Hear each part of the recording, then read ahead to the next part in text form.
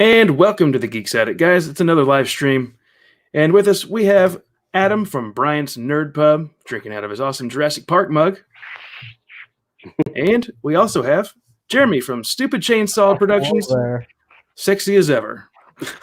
Doing his Jurassic Park Jeff Goldblum pose. Yeah. Impersonation if I smoked. Oh, yeah, well, Jeff Goldblum's awesome. People have already started commenting on the side there. Jeffrey, Quality Autism, and Jacob. Well, today we're going to do something different and just go over some collections. We've got books, comics, records, and other random things.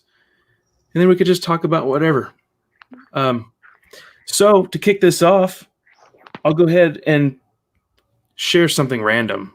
I got a book today from Del Rey, something I'd never thought I would ever get. A Dungeons and Dragons book. Oh, I didn't know you were into that. I'm not. A Young Adventure's Guide. It's wizards and spells. So I don't know if it's like a little novel or if it's just an instruction book for the game, because I got it today. Did it come with a $20 bill and a note says, "Please read me"? No. It's written by Jim Zub with Stacey King and Andrew Wheeler. 10-speed press. I mean, it's got some art and stuff, but that's what the inside looks like. Oh, that's cool. Pretty interesting. Another little thing. But I guess I'll have to review this sometime. I think people are distracted by Jeremy's sexy pose. Yeah. I probably look remarkably like Slave Leia. I probably look like one of those convention cosplays people wish they didn't see. Yeah, there's plenty of those. Yeah, Mystical Magic Makers. It's an interesting book. I've never played D&D, but I've always wanted to. I've just never gotten around the time to do it. Yeah, same here. I've played 3.5, 4th, and 5th. It's pretty cool. I had some roommates in college that wanted to do that, but we never did. We never fell through with it. It's a commitment, but I mean, like, it's worth it if you have a good DM.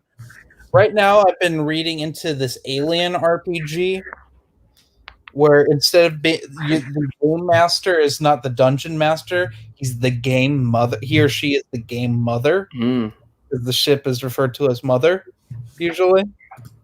Wow. So that's pretty cool. So to do the collection viewing or showing. Oh, dude. You got a lot? We'll go. Let me last. You want to go last? Well, we could alternate stuff. We could go over some comics first, if that's what you guys would prefer. Sure. All right. Well, you know what? For the comics, Adam, why don't you go ahead and show us some of the stuff that you've got? Well, you mentioned this in one of your live streams tonight. Dark Empire trilogy.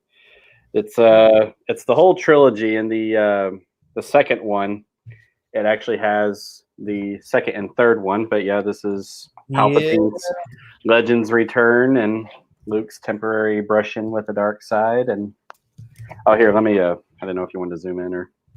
Yeah, I always love those covers for Dark Empire. Every re-release they did like a different style of cover for them, and they all were really solid. I mean, Dave Dorman does the original covers, and those were like the best. But like that's pretty good. I remember when those got re-released. It was for a short run, and then they went back out of print. That was the thing with Dark Empire because it was the first Dark Horse comic. Right. They always went out of print. I used to have a hardcover of the trilogy, and that's like a couple $100 now. But yeah, they're good. They need to reprint them in the Epic collections. Yeah, I remember I wanted to get the hardcover that had all three, and it had like a Luke Skywalker and Vader's armor with a green lightsaber and like standing above. Also, I have to say, Bryce Stafford asked if I have the corn jars ready. Yes, I do actually. And yep. We probably won't have to use that one as much tonight. We'll see. We'll see how things go. Things always seem to go off into odd directions around here. But whose turn is it? I'm sorry. I'll go ahead and show a comic. This is actually one of my most prized possessions. Actually, it's signed by the artist Tom Nugent. Sorry, there's a lot of reflection, but I put it in a nice little like heavy casing. But it's a Ghostbuster issue. Obviously, you can see the Ghostbusters on there. But I'm trying to hold it at an angle so you don't get a bunch of reflection. That's very nice. It's issue number 1. It was my wife got that one for me for something. I like that cover art. I don't remember. Yeah, it's got all the classic Ghostbusters on there. I haven't read it. Probably won't. Something about that's gonna be difficult to get out of there. Something about the Ghostbusters comics have never interested me. I mean, I've read some, and they were kind of dull. Yeah, that's the thing with a lot of movie tie-in comics, especially like I think it's an IDW property. It's to me. Yeah. The only IDW comics, actually, I can't really think of any, to be honest. Yeah, I'm more of a fan of the Dynamite movie properties, and those aren't that much better. Like the James Bond comics are pretty wild. They're really violent, really graphically violent. I heard Marvel did some James Bond comics. Oh, I did not know that. It was kind of like when they did the Marvel showcase, like when they did Star Wars and everything. Oh. Yeah, they did On Her Majesty's Secret Service too, I think. So. Oh God. That movie's so bad. I think I gave that to my dad. He's like one of the biggest James Bond fans in the world. Yeah, I appreciate James Bond, but there are some stinkers in that series of film. It's real bad. I don't. Jeremy, you don't have any comics. You have them all digitally now, don't you? Yeah. So before the fire happened, I had so many long boxes of comics. I just got sick of like having to buy boxes all the time, and I just ran out of room. So I started collecting via Comixology. Mm-hmm. I pick up trades like for the Star Wars stuff and stuff like that. Alien stuff I get in trade, like physical copies, but I don't do a lot of single issues. I bought 108, Marvel 108. 1408? No, Star Wars 108. Oh, I thought you said Marvel 1408. Like, I've heard about that. No. And I think I have some of the William Gibson Alien 3 single issues. I can just hold up the hardcover. So I was rereading that for review. This is like the original Alien 3 script, kind of. Nice. It's like this new trend that's been going on. They did Star Wars first draft and called it The Star Wars. It was a piece of garbage. I reviewed it years Star Wars. ago. Yeah, they called it The Star Wars, starring Anakin Starkiller. Oh yeah, that was a horrible comic. It is a pile of garbage. Like, it's one of the worst things I've ever read that had Star Wars in the title. Mm-hmm. And I was like, this is why Matt Wilkins doesn't like anything infinities. It's like the pure definition of what he hates in a book. And I'm like, I agree. It was also 8 issues too long.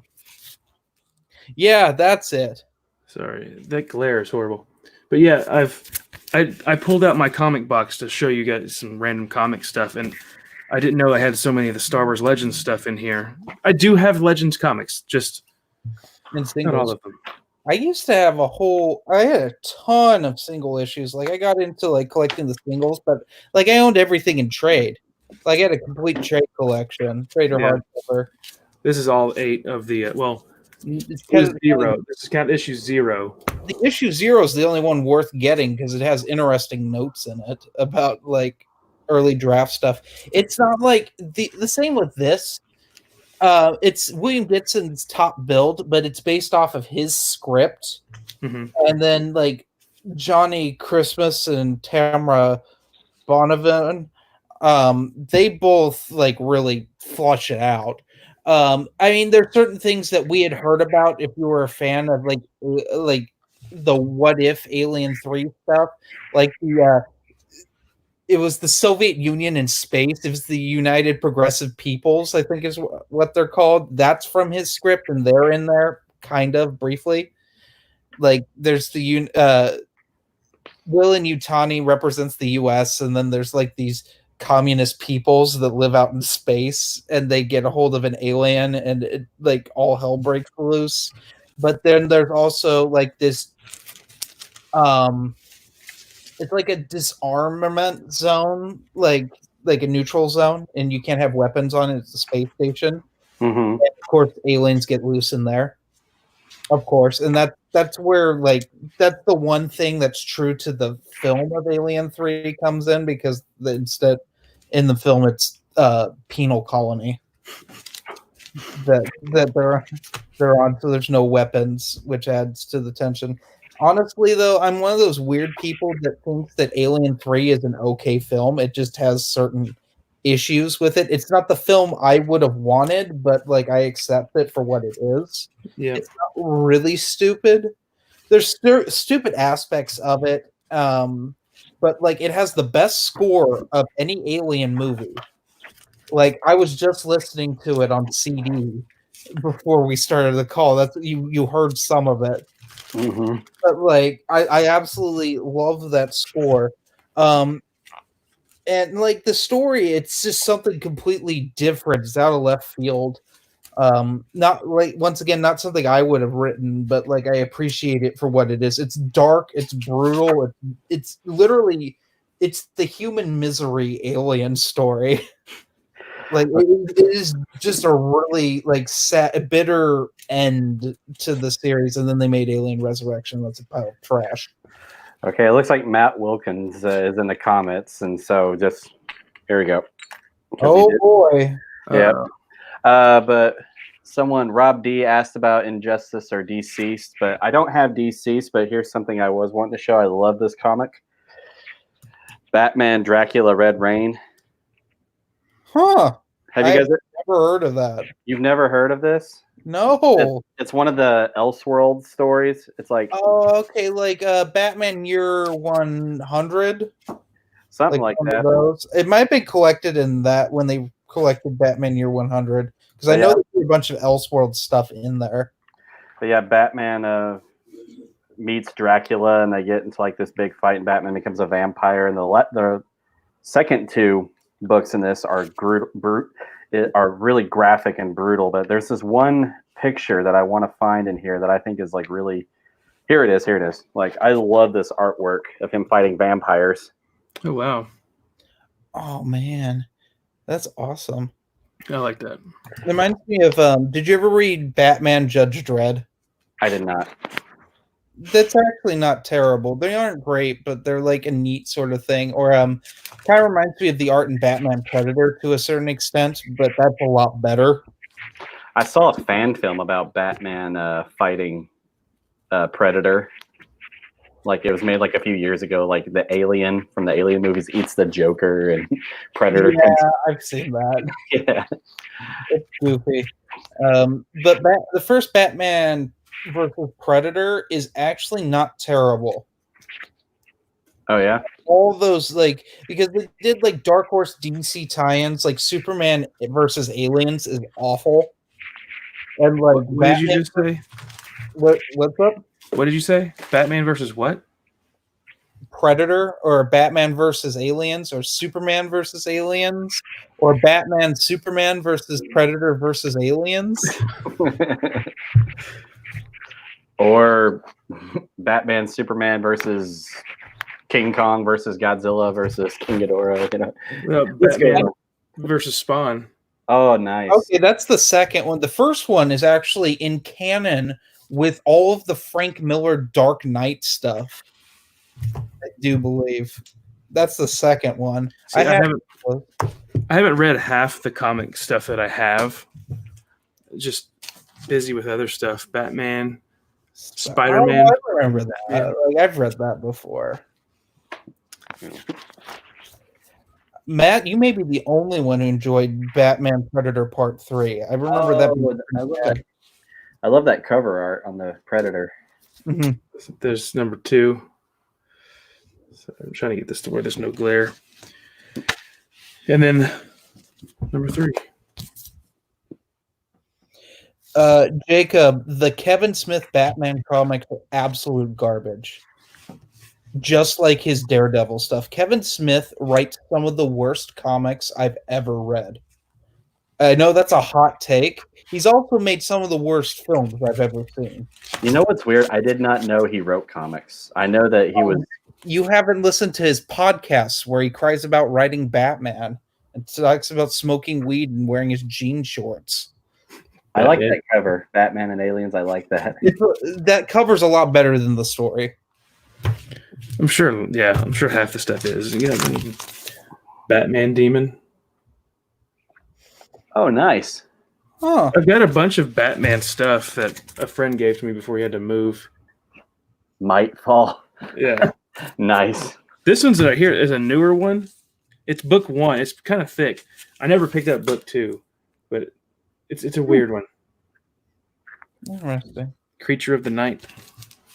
Did you guys see Pattinson's new bat suit or that trailer? I did. It's interesting. Yeah, I heard. Oh, go ahead. I'm sorry, Jerry. I found it was weird, but like I don't know. I honestly really dug the Ben Affleck bat suit because it was like pretty close to the Dark Knight Returns bat suit. Mm-hmm. Except for it looked like it was made out of duct tape. It looks like it has just the bat look like knives or something that would pop out. And I've heard that material on on Robert Pattinson's suit is supposed to be made of the melted steel of the gun that killed his parents. That's oh my god, that's ridiculous! I love it. Okay, I have a question. Okay, you had Nightfall, right? That's that special book that you had. Oh yeah, this one. Yeah, I've got like the old beat up. Nice. Part 1 and then part 2. I have part 2. I had part 1, but my dog chewed it up, and I've been wanting to finish. I'm wanting to finish the whole comic series and then this book and do a comparison video. So that'd be nice. Bryce, Long Halloween is pretty awesome. It's not my favorite Batman story, but it's really good. I put it in my top 10. It's not like I'm not like super like ooh the Long Halloween, but I mean I respect it as a good story. I was actually more of a fan of Dark Victory, and I don't remember why the sequel. But Catwoman When in Rome was pretty terrible. But it would be a good R-rated movie if you got like Kevin Conroy as Batman. That's my standard now for like Batman is that Kevin Conroy has to voice Batman in any DC animated film. I just recently read The Long Halloween just this past Halloween, and I read it all in one night. I loved it. I thought it was a great story. And yeah.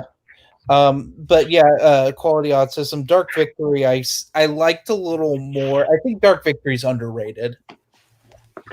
Okay, this is kind of funny. This is you know how I was telling you that Marvel did like Star Wars and they did James Bond. Oh yeah, the Essentials. I forgot I remember when those were like a big deal where you could get a bunch of like rarer issues like collected, but they weren't in color. So they're black and white. Which I never liked when they tampered with stuff. It's I call it reverse Akira, where when Akira was first collected in the US, they colorized it. Mm-hmm. Which is like blasphemy. My favorite part that I read of that so far is when he fights the Avengers. Yeah. And J. Jonah Jameson is like going crazy about it, and like at the end of it, when Godzilla's going to see like Spider-Man shows up, he's just like, "Whoa, what I missed?" I'm just like, how could you not hear that in New York City? Like, there's a giant 400-foot lizard killing everybody, and he just shows like, "Whoa, I took a long nap or something." I always found it funny, like when they'd own a property and they tie it into their like their main series. I mean, like they weren't allowed to do that in Star Wars. Mm-hmm. Like George Lucas would have had a field day. Yeah, I haven't actually read the old Marvel Star Wars comics, but from what I saw, they looked really, really different. They're very kid friendly at first.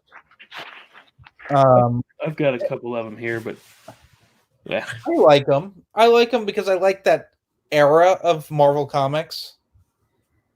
Like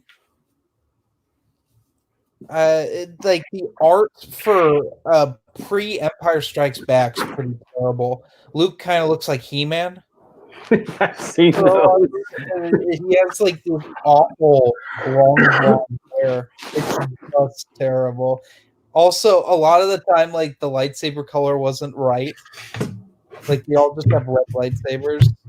Yeah, I saw that too. They all... got fixed, but they like didn't know what color the lightsabers were going to be. Like because the first 5 issues are the original movie, and they had to be written like a year in advance and like drawn, and like they hadn't come up with the lightsaber colors yet. Matt wants to know where I'm at, and in the Wheel of Time, I'm in book 5 still. They're in the middle somewhere. Oh, not even in the middle. That is a long book. Got a third of the way through. Page 354. I mean, yeah, what's crazy is I want to show. Well, no, we'll continue with comics. Matt said he may join us here in a little bit, and I want to talk some fantasy books later on in the book section of the collection. But you have another one, Jeremy? No, I don't really have any available to grab. I got this. Or I'm sorry, Matt. Was it your turn? I was just going to show this random Army of Darkness, Xena. Oh, nice. Darkness comics are so ridiculous. I haven't read it. I saw this and I was like, I have to get that. I said before, my wife and I, they had that Xena on Netflix for a while, and that was one of her shows that she watched when she was a kid. And I thought we laughed. It was comical. It was so ridiculous. If I'm not mistaken, Xena is a Sam Raimi property too. Is it? Really? Well, I think he created like that Hercules show, and Xena was like a side character on that spun off and had a better show than Hercules. Wow.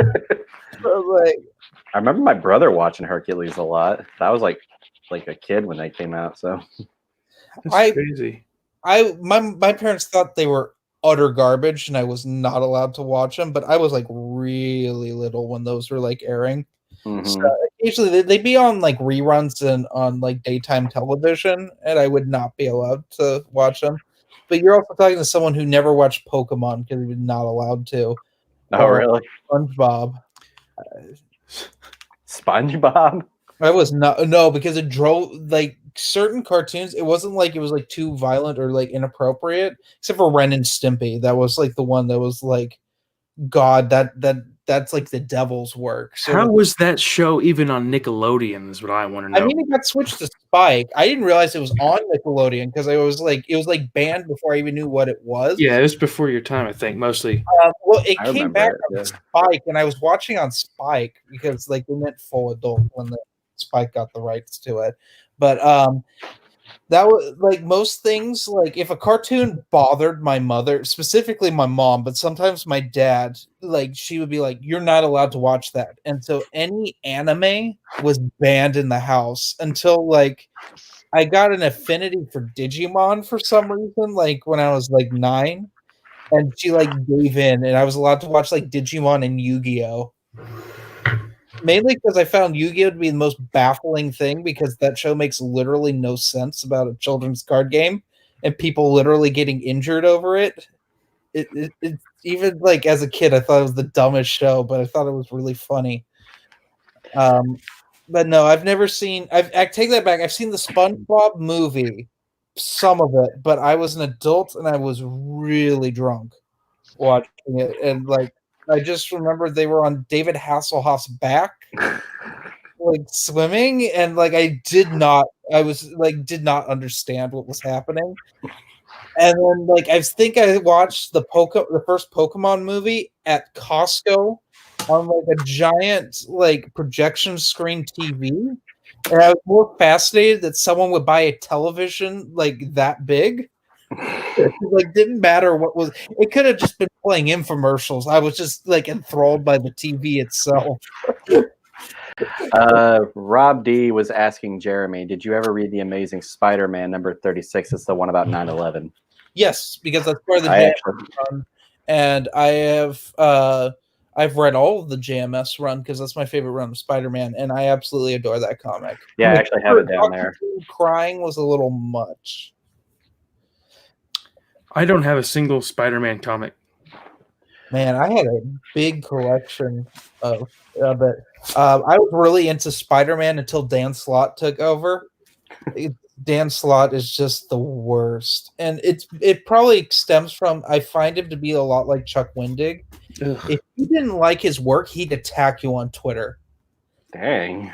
Like he was just like this Karen Travis, Chuck Wendig kind of guy, and I was like, he wrote Spider-Man for years. He took over probably in the late 500s or early. I think he took over at he wrote at least 100 issues of Amazing Spider-Man before it became Superior Spider-Man, and then it came to Amazing Spider-Man again.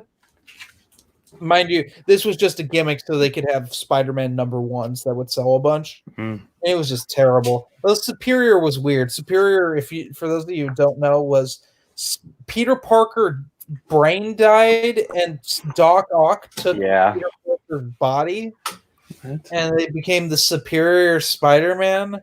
Yeah, he wanted to be both a better Peter Parker and Spider-Man. Yeah, so like there were neat things in that arc, like Peter Parker gets his PhD. And like he has like this big company, so when Peter Parker takes over his body again, he's like, "Oh, how do I run this company?" That's so stupid. It is really dumb. But speaking of Spider-Man, I do have this. Oh, there you go. It's an updated copy of like all the original origins to the characters. It's got Captain America. It's got the origin of Daredevil. It's supposed to be a copy of all of their origins. That's pretty neat. Yeah, I like it. I want to go to a random Star Wars comic.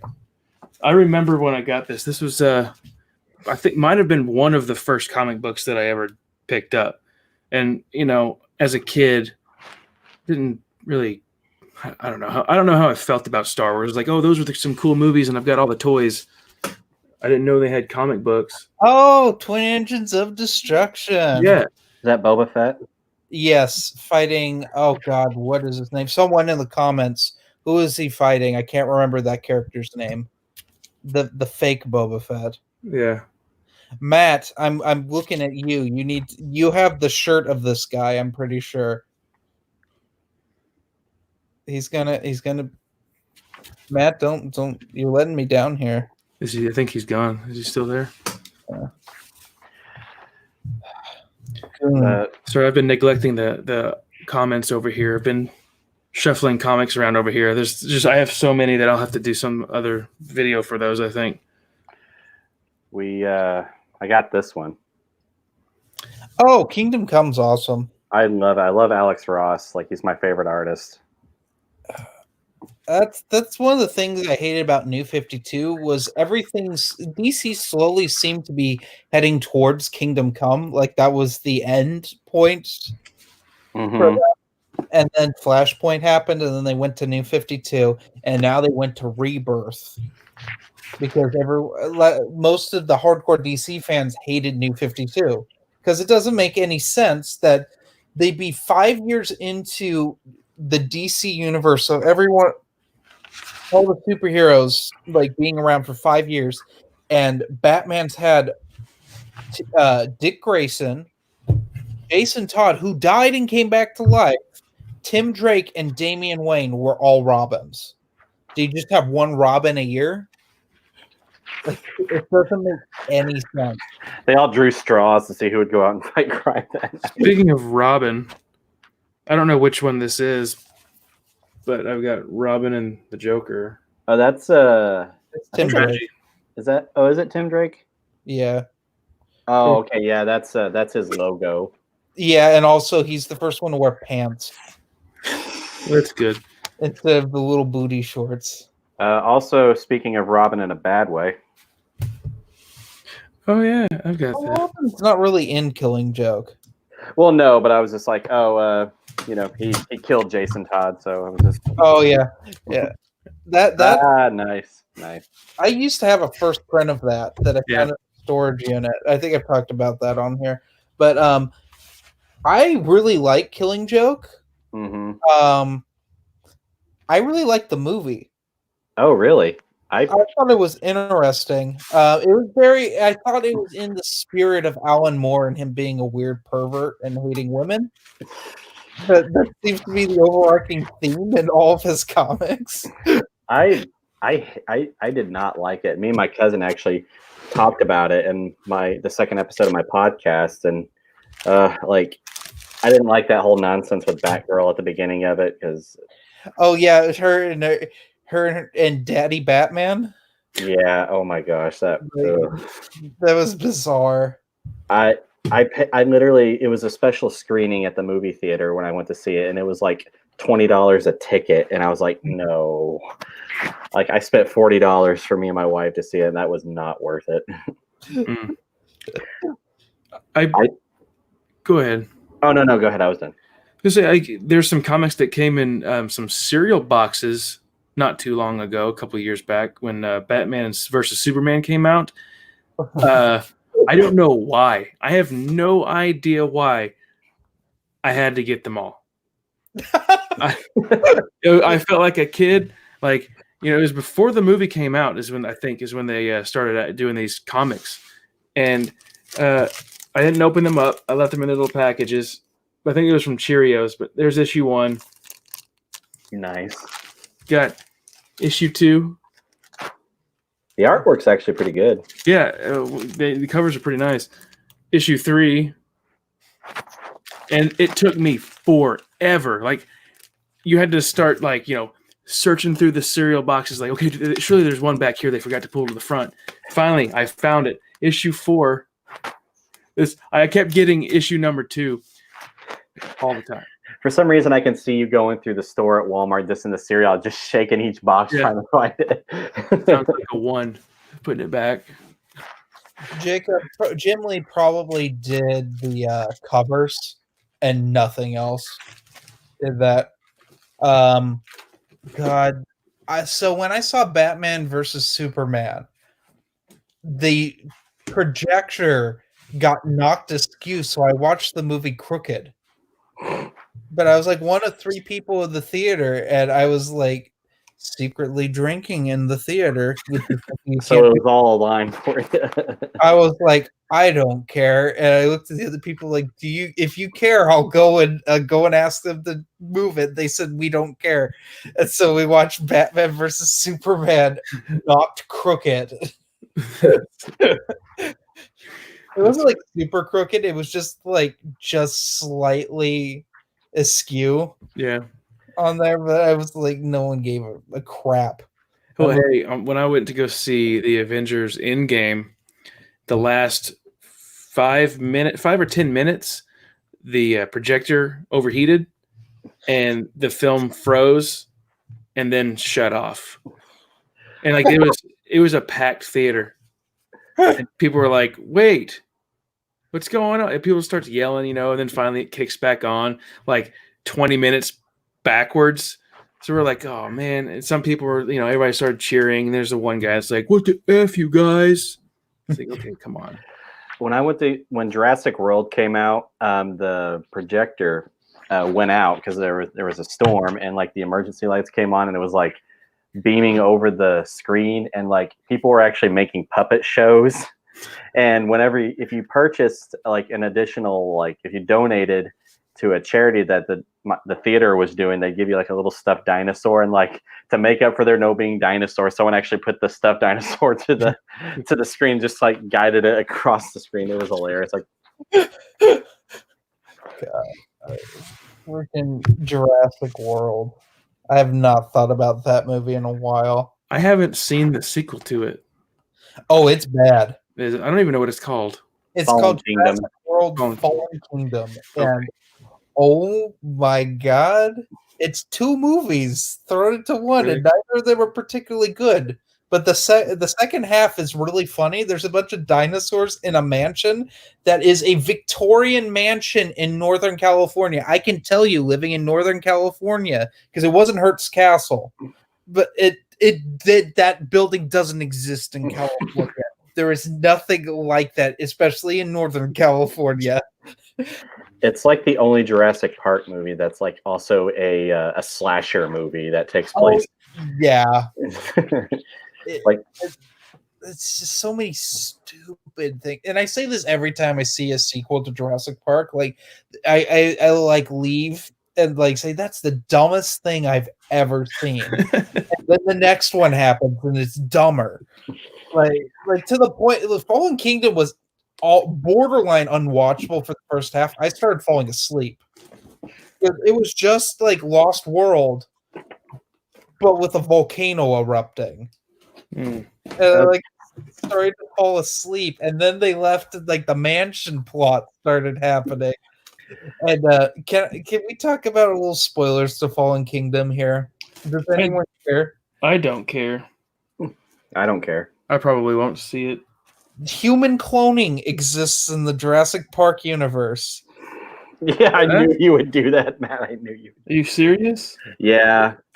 Yeah. Little girl, and it is a clone. That's stupid. And they let loose the dinosaurs into Northern California because she can't. She's like, it'd be like gassing me, because they have the choice to gas all these dinosaurs. Because I mean, like, we saw what a T-Rex did in San Diego at the end of Lost World.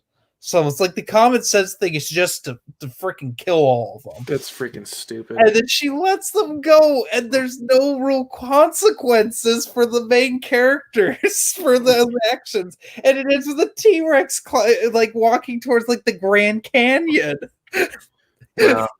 See, you know, what I'm going to say is really stupid, but it kind of probably would have been fun. Remember, okay, with Jurassic World, they talked about militarizing, right? There's when the guy like, we need to militarize the raptor. How cool would it have been if they did do that? And like in one of the movies, like the sea is like futuristic, and they're riding dinosaurs out to battle. It's just like they got like, you know, dinosaurs with like lasers on their head. That's basically Transformers Age of Extinction with the Dinobots. I didn't see that movie either. I gave up on a lot of movies. Like my roommate was watching it the other day, and I saw it because, like, to me, all Transformers movies like sound exactly the same. It's like I can only identify them because, like, I'm not a big Transformers fan. I like the '86 movie, and that's about it. But like with the Michael Bay ones, I genuinely can't tell usually which one it is unless I see an actor. Except for Age of Extinction has the Dinobots and Optimus Prime riding on the back of one of them. I've only seen the first one. The first one's worth watching if you're like, I want to know what live action actors would do in a Transformers movie. I put actors closely because Shia LaBeouf seems to be the only actor in those movies. Mm-hmm. Megan Fox is just looks nice. That's why she's in those movies. But I saw Revenge of the Fallen is the only other one I've seen the whole thing of, and I saw it in the theater, and I left saying, "Oh, that was stupid." The first time I ever said, "Oh, that was a bad movie," after seeing it like as a kid. Like, that was dumb. I have some comics here. It's 2 of them. Jeremy, you'll like this. Here's issue 1. Ooh! I mean, I'll zoom that up. Everybody who I keep telling in the comments, watch Dragon Slayer. You need to. Dragon Slayer. Or you can get the comic. That cover is incredible. Yeah. Yeah, it looks really nice. And then you got issue number 2. That's also pretty awesome. Yeah. Really nice. Yeah, I don't have it with me up here, but there is Marvel released a collection of the 2, in a single book, and that the copy that I have is in perfect condition. Do we need to get in these the comment section's getting out of hand here? Is it? As in, like, I can't keep up with the reading. We've got so many people interacting with us, which is great. We should probably address some of these. Yeah, I do. I saw something about Star Wars up here. Quality Autism says he likes the Dark Empire art, but the coloring is kind of terrible. And Bryce agreed with him, saying yeah, I agree with that. Funky. I appreciate weird, but it's almost like the one I thought had the best coloring was Empire's End of all of them. Empire's End. I'm looking that up now. And I'm not talking about Aftermath Book 3. Oh, okay. Yeah. Which reminds me, I have like a story I want to tell on here that's like kind of nasty, but like Aftermath. I see what Go ahead. I'm sorry. Do you want me to tell this story? It's way off topic, but like, sure. So I was writing it. It started off with like, because I'm writing my thesis on Star Wars for my communication criticism class, but my teacher just did not like my thesis statement about it and wanted me to reword it. And I'm like, oh, I don't even know how to begin with that. So I just left and I went to like go to the bathroom because it's not that far from my classroom. And I go in there and this guy like does this waddle of shame out. So I know something bad has happened in the bathroom. And I'm like, since I'm a filthy animal, I have to figure out what happened. So, oh God, so I go in there and I smell like something bad has happened. Oh no! And I went. The stall was open, and like there's other people like beelining out of this bathroom. And like I go in and look in the stall, and what I can only describe it because I like stood there for like 5 minutes trying to figure out the logistics of this. So what I came up with is the guy really had to go to the bathroom. He was probably really sick to his stomach. Mm-hmm. Got in the stall. He managed to latch it, I hope, but could not sit down and could not put the seat down. So it was a hover lava shotgun shot. Oh no! And I mean shotgun because it hit the floor. Oh, It was all around the outskirts of the bowl, and like in the toilet. Oh, that's horrible. I'm like, oh my God! It was. That's gross. It was like how I feel when I eat Applebee's. Like it's one of the worst things I've ever seen. But I was like, it's the equivalent of reading a Chuck Wendig book. Speaking of like off of that story, Fast and Furious is going the route we talked about earlier. Rob D says Fast and Furious is going that route, in my opinion, just when you thought it couldn't get more ridiculous. I honestly, I think Fast and the Furious went that route when they made Too Fast, Too Furious, because that title is stupid. Yeah, I just saw the first one in theater when I was. What year did that come out? I haven't seen any of them. Was it 2000? 99, like 2000. I respect the Fast and the Furious movie because it was something different for the action movie genre, which is a genre I absolutely love. Mm-hmm. I don't understand why it's a franchise. Like it doesn't make any sense to me. Like it was almost straight to DVD when they made Tokyo Drift, and that was the third one. And then they like the fourth one, the last one I saw the whole thing of. The only one I saw in the theater, which was Fast and Furious. They just took the "thes" out of it. It was 2001. Rob D said the first one was 2001. Okay. Yeah, I think that was my first year in high school. Makes sense. Me and my friend were good. I was in first grade. Oh gosh. Doesn't seem like that would make any sense, but somehow. I think I was in sixth grade. Like sixth grade? Okay. I think. I can't quite remember. We have I'm sorry. These comments do move fast. Someone said Jar Jar Abrams. Ugh. I got something that I kind of like. What in the world was that? Is that Ghost Rider? Ghost Rider? Yeah, Road to Damnation. Or wait, yeah, the Road to Damnation. Is it a good Ghost Rider run? Because I've never read a good Ghost Rider run. I like it so far. I haven't finished it yet, but the artwork is actually really cool. Like, I think it starts off with Johnny Blaze like in hell, and he has to like outrun these demons. And if they catch him, you know, they destroy him, and then he reanimates, and he has to start all over again, from what I remember. Huh. So he's like a video game character? Pretty much. Jacob says, okay, since you guys seem like DC fans, would a Justice Society of America series or movie be good for you guys? Honestly, I don't want DC to do anything that isn't an animated movie ever again. I don't trust them. I really don't care, honestly. I like DC. I just kind of the movies are just like, you know. Yeah. I mean, the last Joker movie, I enjoyed that one. Yeah. Honestly, I wish that wasn't called Joker. Yeah. Like any sort of the Batman stuff in it, I was like, ugh. Back to the comic book stuff. I'm like the reverse of Matt, where I was like, I like the realism of it. Yeah. I thought it was cool. I thought it had like a neat little twist there on, you know, the Joker wasn't the actual guy that did the deed. You know, when Bruce always thought. Oh, well. The thing is that in the comics, that's not the case. It was Joe Chill. Mm-hmm. Joe Chill killed Thomas and Martha Wayne. Mm. That was just a thing Tim Burton did for convenience sake, I think, in the '89 movie.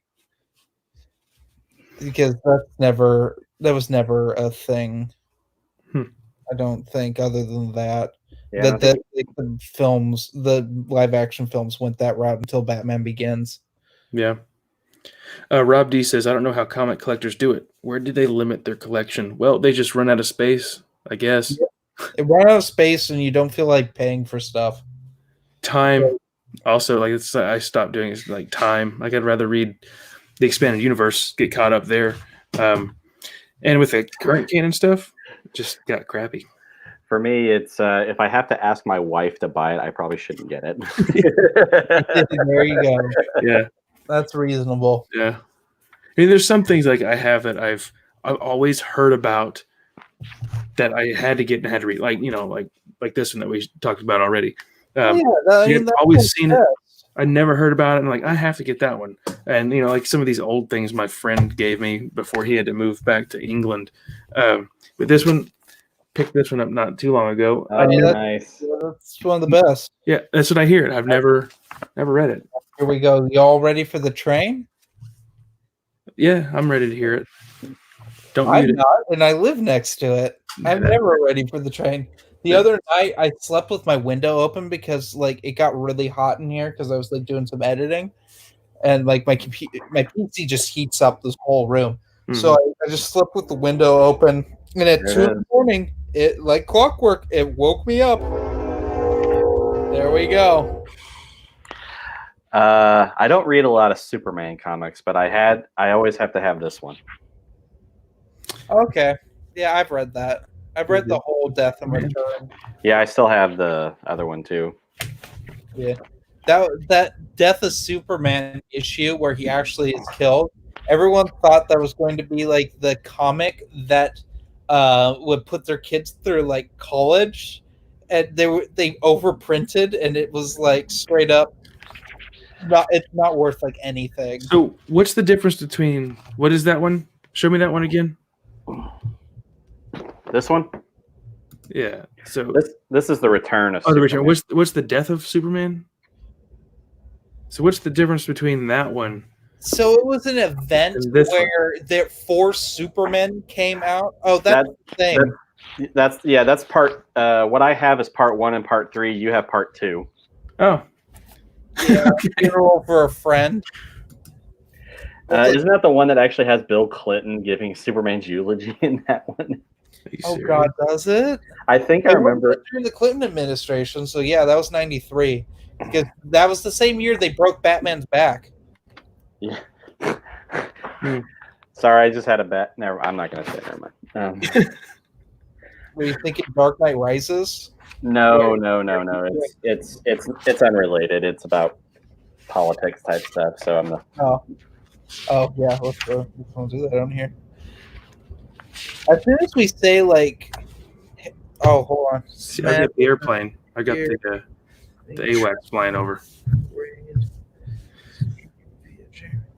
What's going on? You reading comments over here? I am reading comments. I said, I've got to catch up. The last one I see is called. Oh no, I want to get those Superman comics. Okay, yeah. Yeah, okay. I normally get my comics from like half price books. Me too. Or vintage stock because they're always cheaper there. Mm-hmm. In Stock Trades is a decent one too. There's a comic shop here in Oklahoma City on the north side called New World. No, that's in Dale City. All-Star Comics. That's the place I used to go to. It's really awesome. They have events where they have people come in and do signings and stuff. There's one out close to Moore where I live. That's called DZ Comics, and they just recently expanded, and they like have like, you remember like an elementary school where you have like a computer room and it has like maybe 24 computers in there.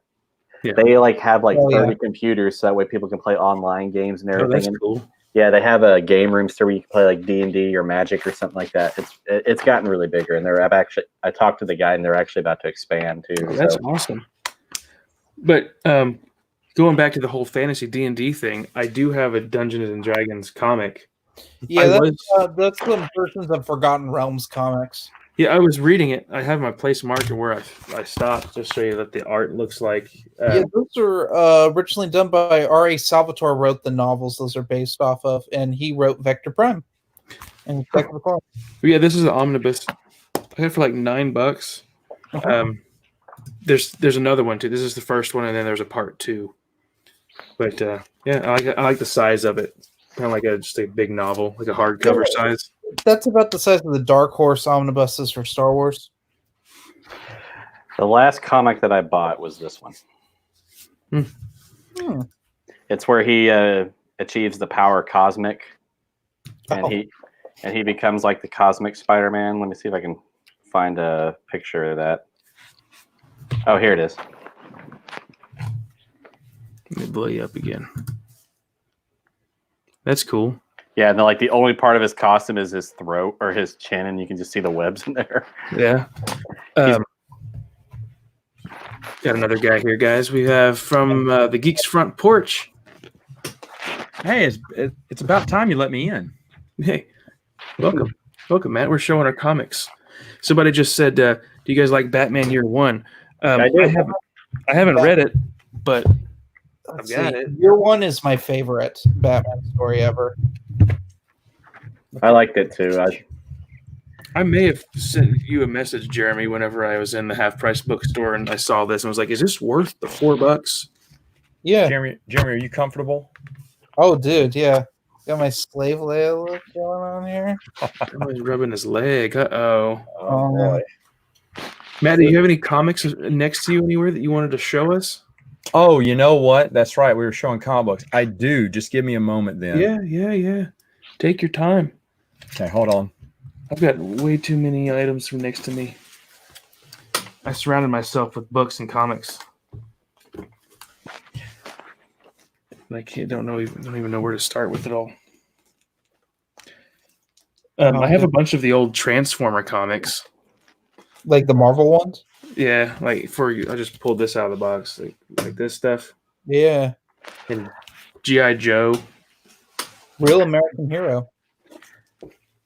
Man, I have a lot of comics that I want to show, but they're all like in a storage tub somewhere. And I was like, I had the first appearance of Gambit and Carnage and everything. I'm just like, I had to dig through all those, but maybe I'll make a video of me. Yeah, do it. There's the most recent. Here we go.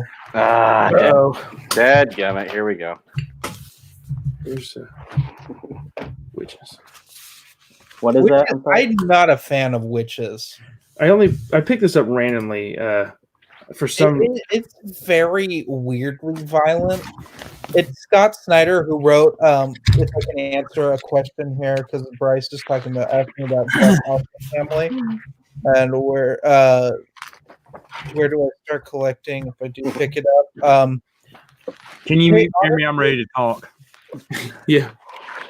Someone said put in 4 coins, I guess, for Highlander. So Oh no, that hasn't happened yet. I got something saved up special to show for that. But here's the deal. My gallon-sized gulp. That's what you call it there. Yeah, this thing is like huge. It'd be illegal in New York. It's my daily intake of water. I got to drink the whole thing. I got off to a slow start because I drank an energy drink this morning. You can't do that, man. I know. All right. So first off, not as interesting because I never opened it. But Jeremy, do you know what this is? Oh, wrong. Dude, come on, man. No, I don't know what that is. That is a black box. Is that a June 13? Get that crap out. Okay, hold on. The only reason why this is still sealed, this is when they restarted their series, a new #1. Of course, they did 13 issues. This one has the illustrious 14th issue in it. It's all the issues collected together, but they're all signed by someone. You could get it signed by Jim Lee, J. Scott Campbell, the inker, and then the penciler or something like that. I can't remember, or the writer. And I just wanted all 13, so I got the writer. Well, they didn't have any of those copies. They didn't come in, so they gave me this one instead, which is Jim Lee.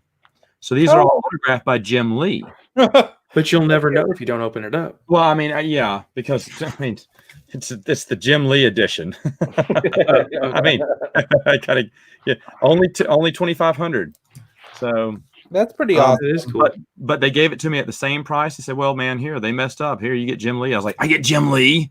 You know, I was gonna open it up and just keep it that way, but I was like, I had to go back, and I was a big 13 fan back in the day. I went back and bought all 13 copies. I was like, well, I can't open this, you know, because this is back when comic books were going to be our future investment. You know, we were going to make millions of dollars years later by cashing in on those X-Men comic books of the 90s.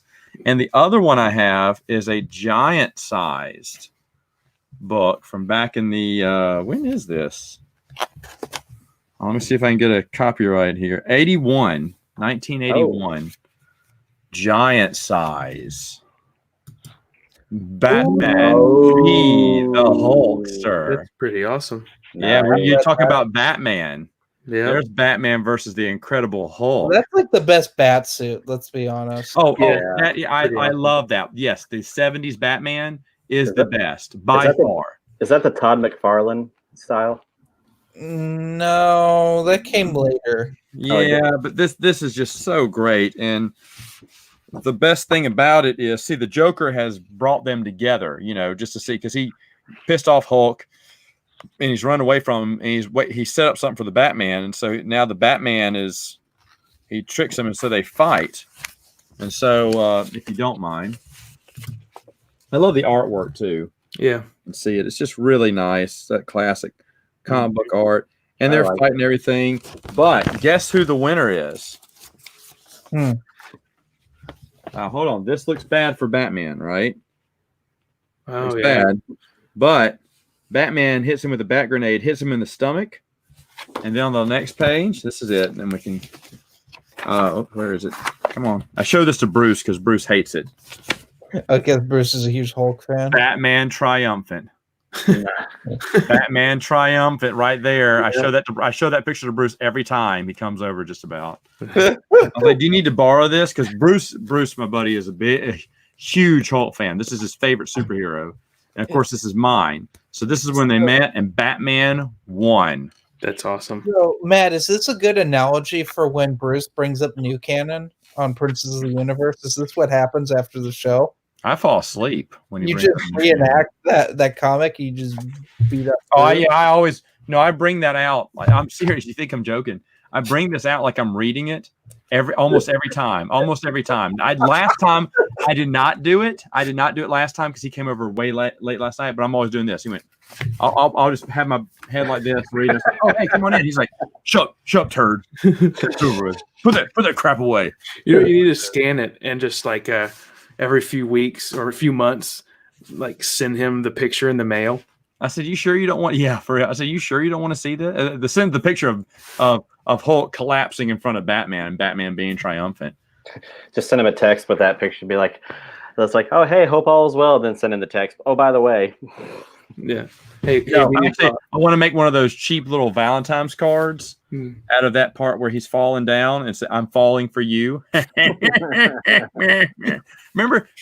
I don't know. As a kid, we had to. My mom bought the box of Valentine's cards, right? And so you had to fill them out to everyone in your class. Did y'all have to do this? Yeah. Okay, so we had to fill them out. So you wanted the cool ones, and we got the superhero ones. They were and folks, you can check this out. Type in vintage 80s DC Valentine's, and you'll see the Valentine's I passed out.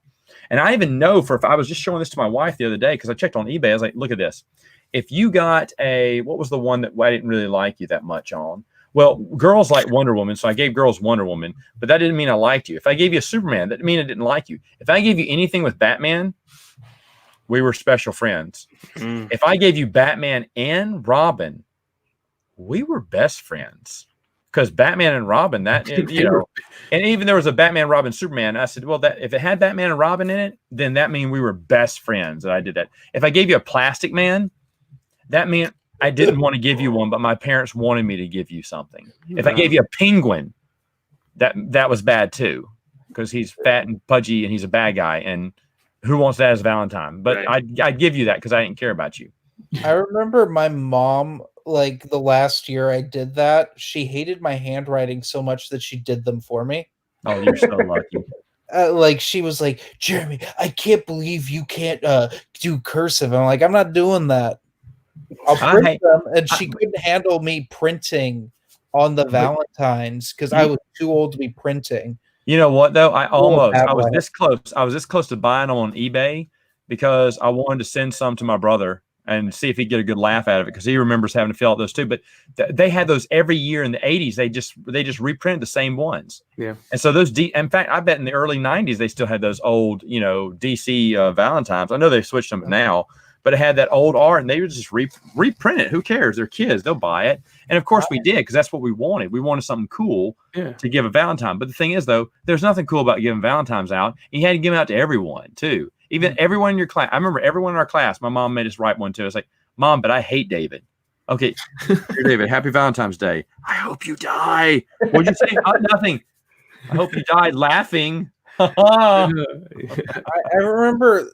I think I had Star Wars Valentines that I gave out for almost every year. I would have gone with Star Wars. We were just into DC back then. So mom said, what do you want? And I don't remember there was that many choices. I don't think Star Wars was a choice, or I would pick Star Wars. Mm-hmm. But I picked DC heroes all the time. Big goal. I remember and it was like in preschool we did Valentine's, and it was when the 97 special editions came out. And they were really cool Valentines because they folded open and they were like cutouts of the characters, and you could just set them on the desks. That's awesome. That's awesome. I think that was the only time I actually cared. Adam, what were your favorite Valentine cards to give out? Did you have a favorite? I honestly cannot remember. All I remember is that someone's mom bought Care Bears. Okay, Matthew, what? I remember. I can't remember either. I just typed in. I didn't know why a bunch of Care Bears are walking around with some tattoos all over their chest. I thought that was weird, but I mean, kids cartoon, man, they got these heavy tats that just shoot blinding light. I mean, it's what happens when you put someone on LSD and watches. Yep. Care Bears. Honestly, all I remember is that each student had to get one, and you could tell whether that person really liked you as a friend or not, because some kids would get their names on the cards, and the kids that you didn't like, there's just here's a spare, here you go, Yeah. See, I don't remember which ones I had. I mean, it could have been. Were there any of them Nickelodeon? I'm assuming there were Nickelodeon. Maybe. Ninja Turtles is probably one. That looks kind of familiar. Those. Are you literally looking up vintage? Yeah. And I could have swore that maybe I did something like a Ren and Stimpy or something. If I don't even know if that's true or not. Honestly, I think if I remember correctly, instead of cards, I just gave everybody suckers. My wife. Do you think Dylan gave out Care Bear Valentine's cards as a kid? Yeah, definitely. Obviously, Matthew. What Valentine's cards did you give out as a kid? See, that's what I don't know. I looked up Ren and Stimpy Valentine's Day because that kind of have a little vague memory of that, maybe, but they did exist. So maybe I did give out. You gave out Ren and Stimpy ones? I think it looks really familiar. Even the images that are provided on the. I mean, isn't that weird that everyone's mom made you do that for every kid in your class? Like every kid. You said, did you get Eric? No, Mom. We'll go write one for Eric. My 5-year-old, he's in kindergarten, and they said just bring the box. I guess they write the kids' names out in class and then trade them. So you don't have to do it at home. Yeah. I kind of. Oh, go ahead. I don't like that. What? I would have gotten a Highlander one. I was gonna make that. I'm losing my head over you. And there it goes. Oh, that reminds me. I need to show you something, Matt. I pulled this out of the closet. Please don't. This is a family show. Dude, it's gone past that. For Ren and Stimpy, show. For Ren and Stimpy Valentine's cards, I hope they have one that has Mr. Horse on it that says, "No, sir, I don't like you." No, sir, I don't like it. That's a good. So I want to know in the chat what kind of what is that? Is that the? This is a bootleg Highlander soundtrack that mixes both the score and the Queen songs together. It even has, like, they ripped from the Blu-ray New York, New York, the one verse of it that Freddie Mercury sings. That's on there. That's awesome. Yeah. That's awesome. You know, I just ordered the Highlander movie novel. Bruce got me. I hate you, Matt. Bruce got me to buy it because you were telling me that was a good novel, right? It adds to the movie. Mm-hmm. And that's what Bruce said. Because Bruce saw my collection for the last Prince of the Universe podcast we did. He goes, "Well, where's the movie novel?" I said, "You know, someone asked me. He said, you should get it, dude. It's great. You know, that was only available in the UK. Yeah, you have to import it. But that's weird. Why? I did. I bought one over. That's weird. It never came out in the US. No, it's one of those weird movie novels where it's like really hard to find. Like the Predator movie novelization and Predator 2 movie novelization are really hard to find here. I have Predator novelization. I don't have the second one. I've tried to find it. Can't find it. They made a novelization of the second one? Yeah, and it goes for like $200 for a paperback. What? Jeez. What? Are you guys serious? Yeah. I've never heard about this. Predator 2 had a book. Predator 2 had a book. The Predator had a book, which is garbage, just like that movie. Yeah, I listened to that one. So I looking this up. This movie actually got, like, one of these books is actually $40 on Amazon. From this movie, $40. Like, no. I paid like maybe $3 just because I was curious, but I wouldn't pay a cent over $5. Yeah.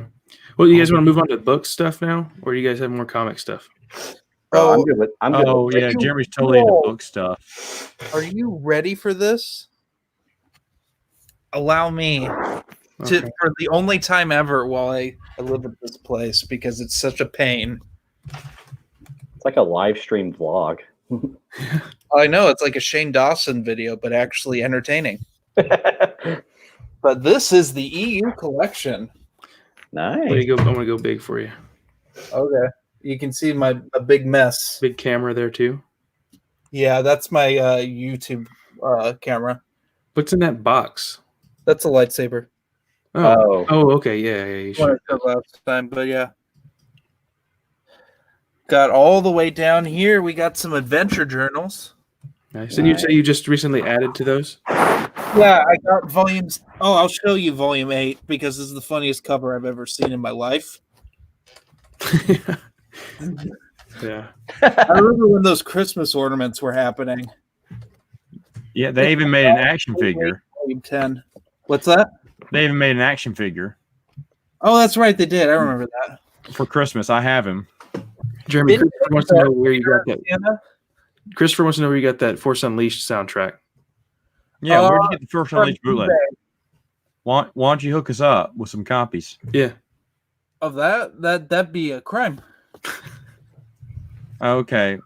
Well, all right. I would never do such a thing. Okay. Got it. But no, I have all of New Jedi Order and Legacy of the Force and Fate of the Jedi now in hardcover, as well as most of the Clone Wars stuff. I have most of things in hardcover at this point. I even have one of the best books ever written, Dawn of the Jedi Into the Void. Can you please cut his feed? Ridiculous. It's ridiculous. That's just embarrassing. Thank you.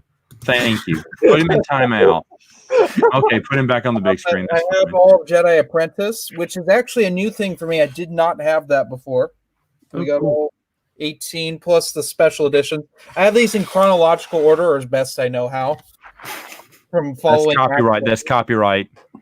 As best I can, I should say, that you said in the Dawn of the Jedi video.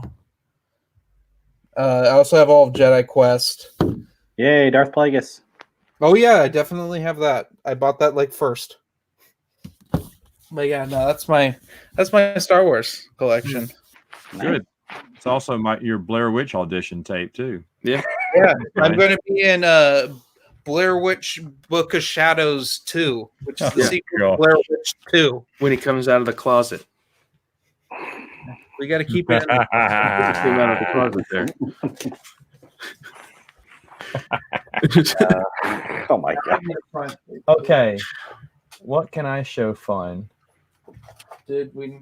Well, hey, how about this one? Oh, yeah, go ahead. Oh, the world of Wheel of Time.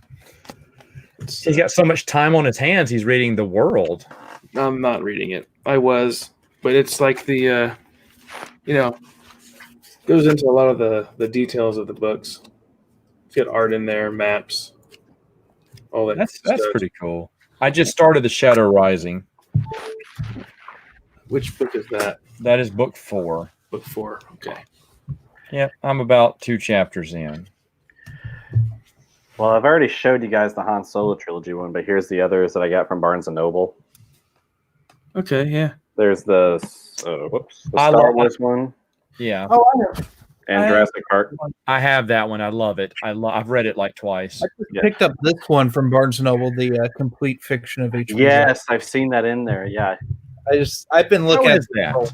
How is that? Have you read it? I'm enjoying it. I've seen so many 80s like films of the H.P. Lovecraft stuff, which really don't have anything to do with the H.P. Lovecraft stories, like Reanimator and Far From Beyond. That I was like, I'll give the original material some a try, and I'm enjoying it.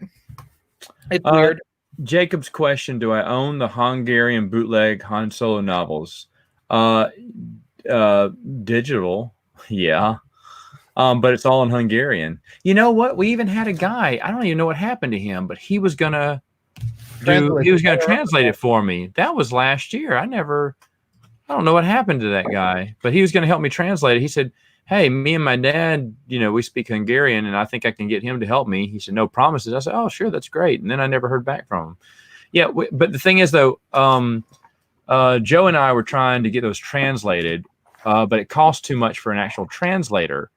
And so then I thought, well, maybe, you get one of those, they have those books online or something that translates stuff for you. You read the title. And so I was like, well, let me just look into that. And so I did it. And I told Joe, this is going to be hard because it's like Han put snow in car, or something like that. And you're like, I need to wordsmith that a little bit. And then I had to be wordsmithing a lot. And we got the first chapter done. I was like, I don't know if this is that good. I mean, it probably reads better in Hungarian than it would in English. And so if you rewrote it, word for word in English, it doesn't sound that good. You know what I'm saying? Right. Now, I don't know. Is there someone from Hungary out there, which I'm sure, because Hungary is a huge channel for the Geeks Attic. Is there someone out there who has read those and said, hey, yeah, these are really good? There's so many wild Hungarian Star Wars fans. Like, that's where the despecialized edition happening. Like, and they're all watching the Geeks Attic. Yeah. Those Hungarians. The Hungarian ladies love them some Adam. That's what I was hearing. So I mean, he's kind of bringing in the Hungarian population, trying to females into the fandom, which is good on you, sir. They like my lightsaber poses. So top countries. in the last 28 days. We've got the United States, United Kingdom, Germany, looking at you, Quality Autism, Canada, Brazil, and then other. Other is 43%. So, I get others. For some reason in my board game reviews, there's a lot. Well, that's not for some reason. Germany loves their board games. And I've always had a bigger presence in Germany and when my channel was like very little, like 30, 40 people, more than half of them were from Germany because they liked the little board game reviews I was doing. That's cool. Which I wasn't doing that much. What, all your zombie reviews? Yeah, back in the day when I did zombies. That's funny. Hey, Christopher says, believe it or not, Shatterpoint is the thing in the briefcase from Pulp Fiction. Hold on, I'm going to get some of my books. Yeah. I've got some, little books that I'm afraid to read because they're probably horrible. They're just random little things. A wizard. Yeah, that cover slaps, though. Yeah. A lot of the ones that I'm about to show you, dude, these are pretty old things. Masters of the Maze. That looks creepy. Yeah, that big giant thing. Yeah. I got two more of these little. I don't know what you would call these things. That's a ghostling if I've ever seen one. Dark Over Landfall. And then I did actually read this old one, Earth's Last Citadel, and it was pretty good. I enjoyed it quite a bit. Oh, man. Too late. Okay. So I have a few things here. First off, I am a huge, huge Sherlock Holmes fan. Nice. The reason I got this copy is this is the one my parents used to have and read to us. It's got the gold finish. Ooh. And it's really nice. Now, with this, I had to get the companion piece to it called The Further Adventures. Because as you know, Sir Arthur Conan Doyle stopped and killed off Holmes, or at least you thought he was dead. So when fans finally begged for him back, he brought him back in a few extra stories. In fact, the last story takes place, I think, around World War I. And he said he didn't want to write Holmes that old. So he did one story and then ended it because he said, gone are the days of the telegraph, the notes. They had telephones then. So he didn't want to enter into a world where they had telephones for Holmes. That's the only, or maybe it's right before World War I, but that's when telephones were coming out. And he just said it didn't feel like Sherlock Holmes anymore. So he stopped it. But he kind of wrapped up the series that way. Bryce did say, before I go, Highlander, and then he said, coin at him. Yeah, I already put in like 2 coins. I tried to get out as fast as I could to see that one. I saw the tail end of it, but he did it for you. And then there's another. We talked about the. I think we talked about this. I'm sure we have before. It has swords in it. Oh, great! Kind of a fantasy, and it's Bone. Oh, okay. Bone. The complete. This, folks, if you like Lord of the Rings, you will love Bone. Trust me. Do not let this white little guy fool you. This is a fantastic, phenomenal. Go get this at the library. That's huge. And then you'll buy yourself. Oh, this is the complete collection. Can you open it up and let us see something real quick? Here we go. Oh, it's a comic. I thought it was an actual novel. No, it's a comic, and it is. I mean, it is phenomenal. I cannot recommend this enough because it's just a phenomenal. Like I said, borrow it from someone. Get it at the library and then go buy your copy because it's just that good.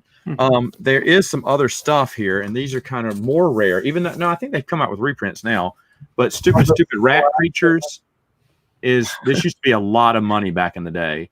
But Stupid Rat Creatures is like a prequel, a really wild prequel tale. And then Rose is also a prequel tale to the story.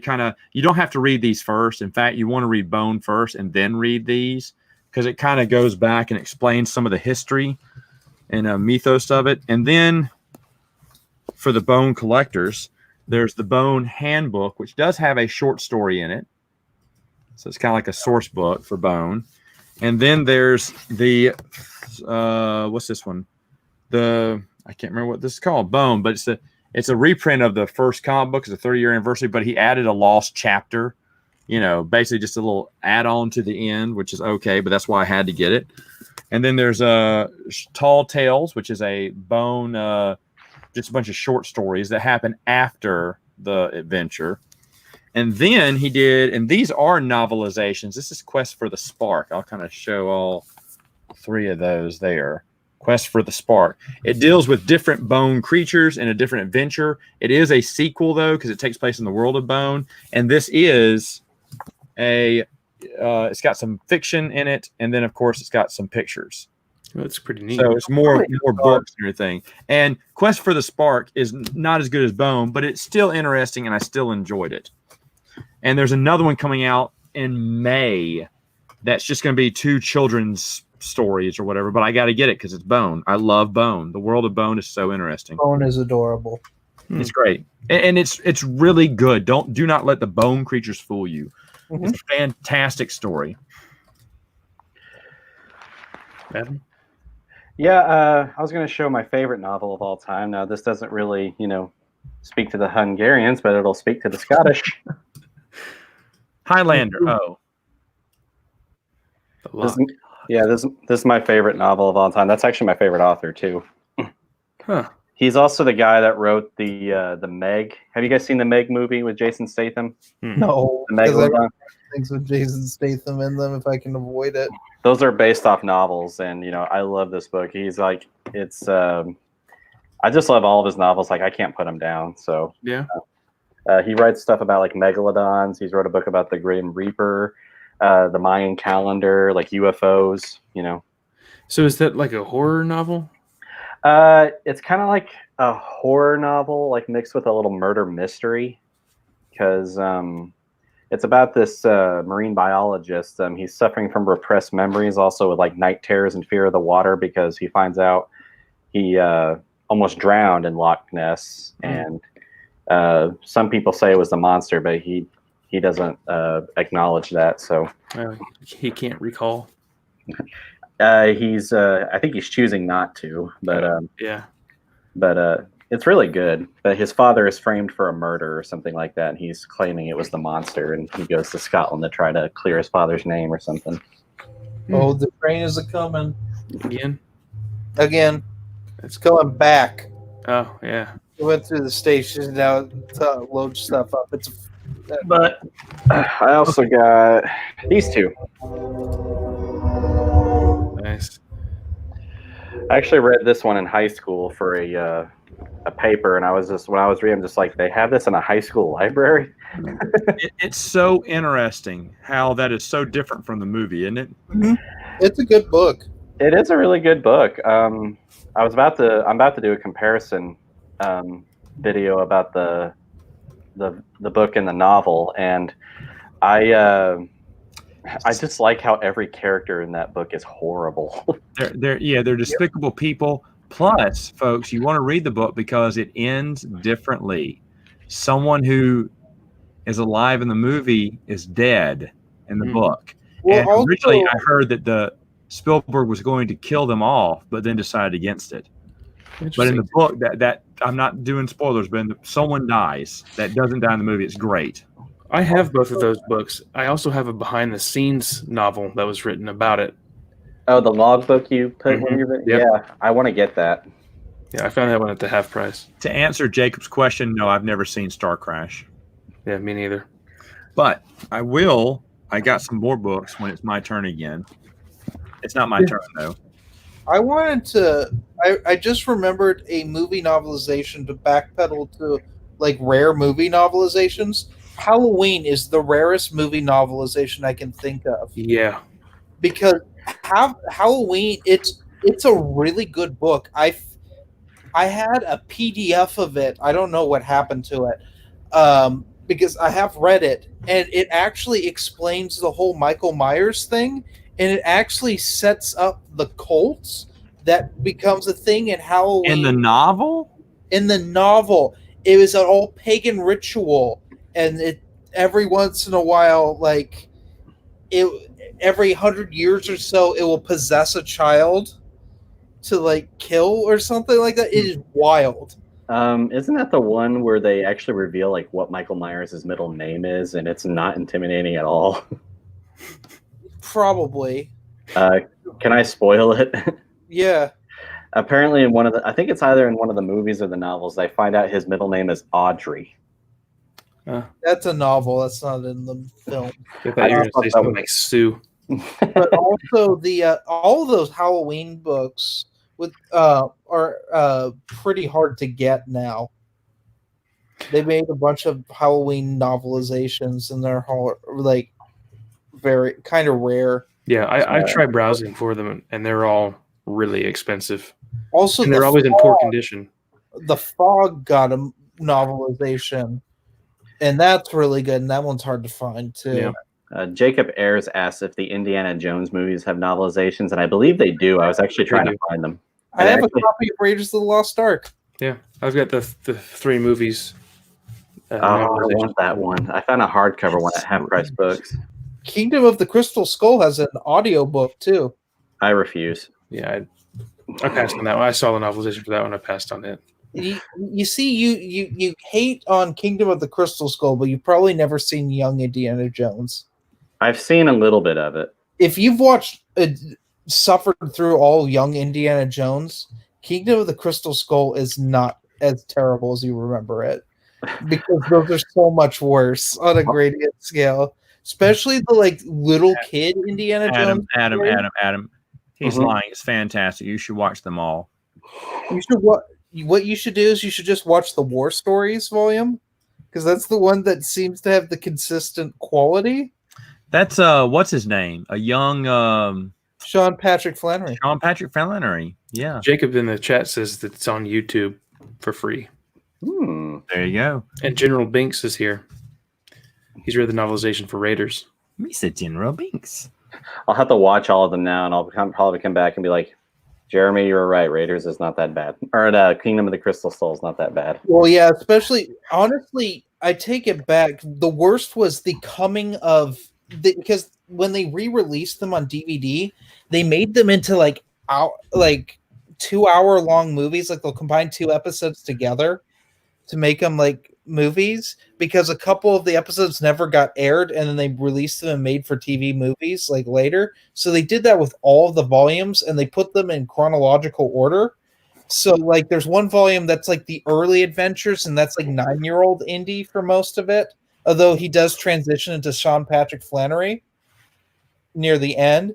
Then you had the War Stories, which was all of Indy in World War One. That was volume 2, and that's the one where you get some weird cameos, Daniel Craig is in it. Oh, really? Catherine Zeta-Jones is in there. Christopher Lee shows up at one point. A whole bunch of weird cameos. And then you have volume 3 is the coming of age, and that's really bad, except for there's one episode where Harrison Ford comes back as Indiana Jones and tells a story about how he met Louis Armstrong. But Harrison Ford is in there, and that it makes it worth watching. Rob D asked if anybody has read H.G. Wells, and I was going to say yes. I've read The Invisible Man. So not read some H.G. Wells. Matt, did you say you had something? I have something. Okay, what I have here. Anyone who has ever watched maybe the Spartacus TV show, if you remember that on Stars a long time ago. Oh yeah. Very family friendly programming. Let me tell you. Yeah, I'd let my kid watch it. So I'm telling you, that's very sarcastic. Do not let your kids watch this. No. Yeah, pretty bad. But anyway, it is. But it's bad, but it's good. I really love that show, and they came out with 2 books that are actually pretty good, and don't let your kids read these. And they're kind of like the movie, but they're actually pretty good, and I really did enjoy them. I've actually just recently reread them again. You can get them for pretty cheap. There's these, and then there's a little comic book, 4-issue comic book that you can get on digital for super cheap. And those are all part of the expanded universe for Spartacus. And that's it. That's all Spartacus had. And it's too bad, because I really did enjoy the books, reading them again. Yeah. Another one I have is, I wouldn't say rare, but you have to be at his booth to buy a copy. This is called Growing Up in a Galaxy Far, Far Away. It is by Eric Walker. Folks, who is Eric Walker? He was the lead in Caravan of Courage, right? There you go. Nice. He was in the Ewoks movie, and so he gives a he wrote this by himself, and you can tell because it sucks. But he needed it. He should have paid for an editor. He should have paid for an editor. But he talks about his life growing up, being on the films. He does have pictures. In fact, he even talks about deleted scenes, and I'm trying to show you one right now. There it is.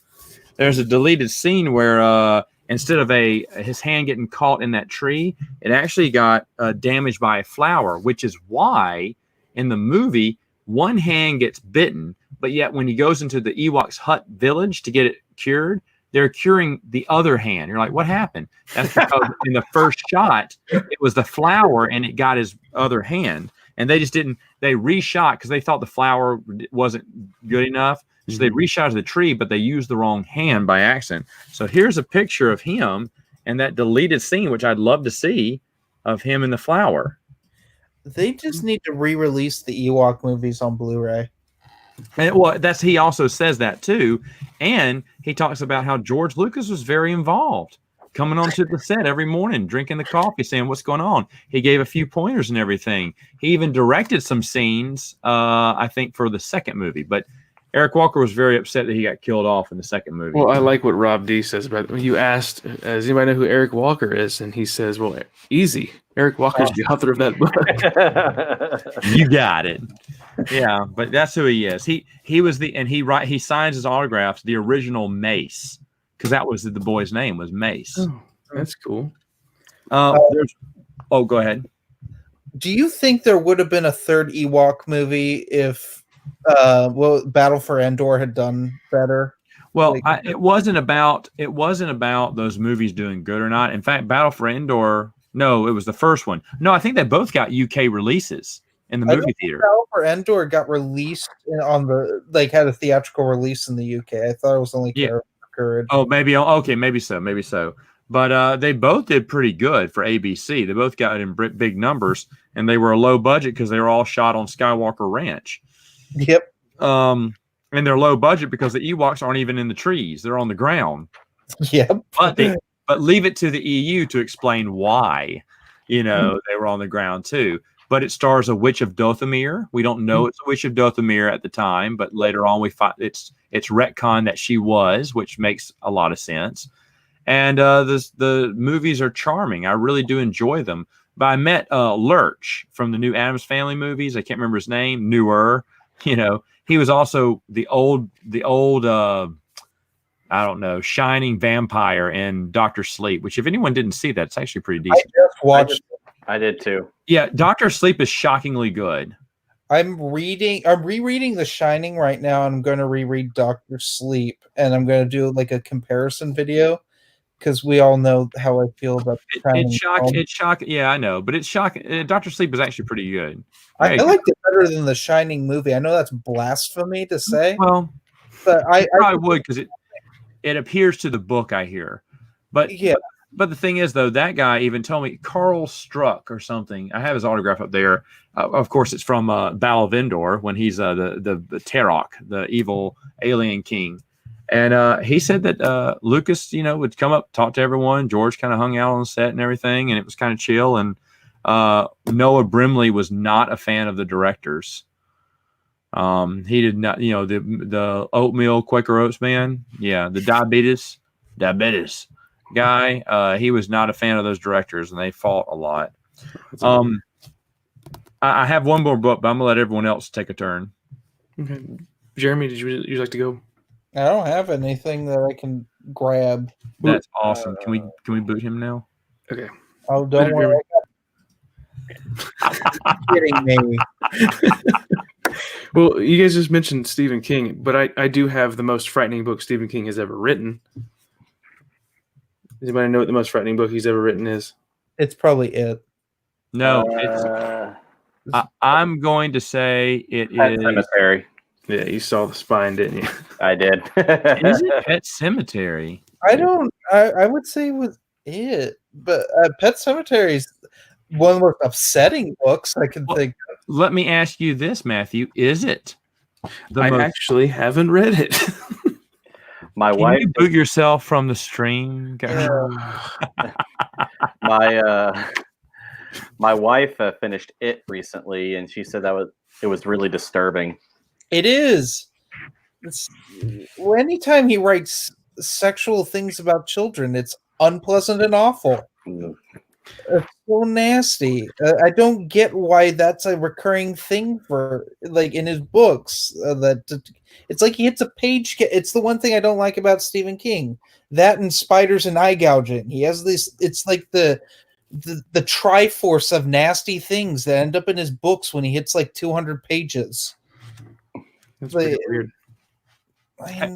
Anyone go ahead. Goes back into a Star Wars author, Barbara Hambly. I haven't read this one either, but Dragon's Bane. That's a cool cover. Yeah. Looks very 80s. I know someone who's a Barbara Hambly fan and does enjoy her fantasy. Do you know what Barbara Hambly does now? No.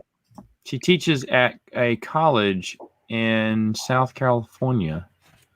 Because someone who listened to my channel said, yeah, do you know she's my teacher, my professor, right? I went, what are you talking about? He went, yeah. He said, it's the same woman. I said, are you sure? He went, I went up to her. I said, you used to write books. She went, yes, I did. He said, so I got her to sign Children of the Jedi and Planet of Twilight. I said, shut up. I almost shipped in my books. That's funny. This is the 5th printing, May 1987. So before the Star Wars stuff. Yeah. I think that's how she got the job, because she did a lot of fiction, and she knew she's friends with Kevin J. Anderson, and Kevin at the time was in good with Bantam. He said, hey, come on. He got A.C. Crispin over, and I think he got Vonda and McIntyre too, though he doesn't brag about that. No, I mean, like, that was that era where they were just pulling like a lot of the D&D writers over, because they were just saying. Talked about, like, I talked to Margaret Weiss back at Gen Con about Legacy of Doom, and which is one of the most awkward stories I ever have talking to someone famous, because I really irritated her with that one. Really? Oh yeah, that's right. You weren't with me. I ditched you when I saw Margaret Weiss at a booth. So I went up to her, and like I was having her sign some stuff for my mom, because my mom's a big Margaret Weiss fan, and I'm like, oh yeah, didn't you write a sequel to Kenneth C. Flint's Heart of the Jedi? Because remember that was at the time when Heart of the Jedi was big. Yeah. And she's like, oh, and she goes on this awful story about how she never talked to George Lucas ever, which I thought was weird, because a lot of those authors all talk about talking to George at that time. Well, Timothy Zahn, I think, was the only one who actually talked to George, but they did get letters after their book came out from George. So she was talking about, like, she used this analogy because she talked to someone, and they were like, apparently Lucasfilm was really unpleasant to her. They're like, okay, so if you leave your bike on George's driveway and George drives over it with his truck, it's your fault. Like, just all these, like, there's the weirdest analogy, and she was like completely irritated. Also, her daughter is there, like, helping out with the booth, and I felt like so awkward and embarrassed. Like, I just left, and then I came back and I bought more stuff, and I was like I talked some Dragonlance with her, and it was okay. But it was like the weirdest interaction, because we had just talked that morning. We had talked to Dave Wolverton. Yeah, that was like an awesome interaction, and I'm like, I hit the gambit that day of like author interactions. Are you ready for a book? Yeah, I got 2, but go ahead. Oh no, Adam, you go first. Well, one I liked reading in college, and the other book's actually really special to me, but I'll get to that one here in a minute. But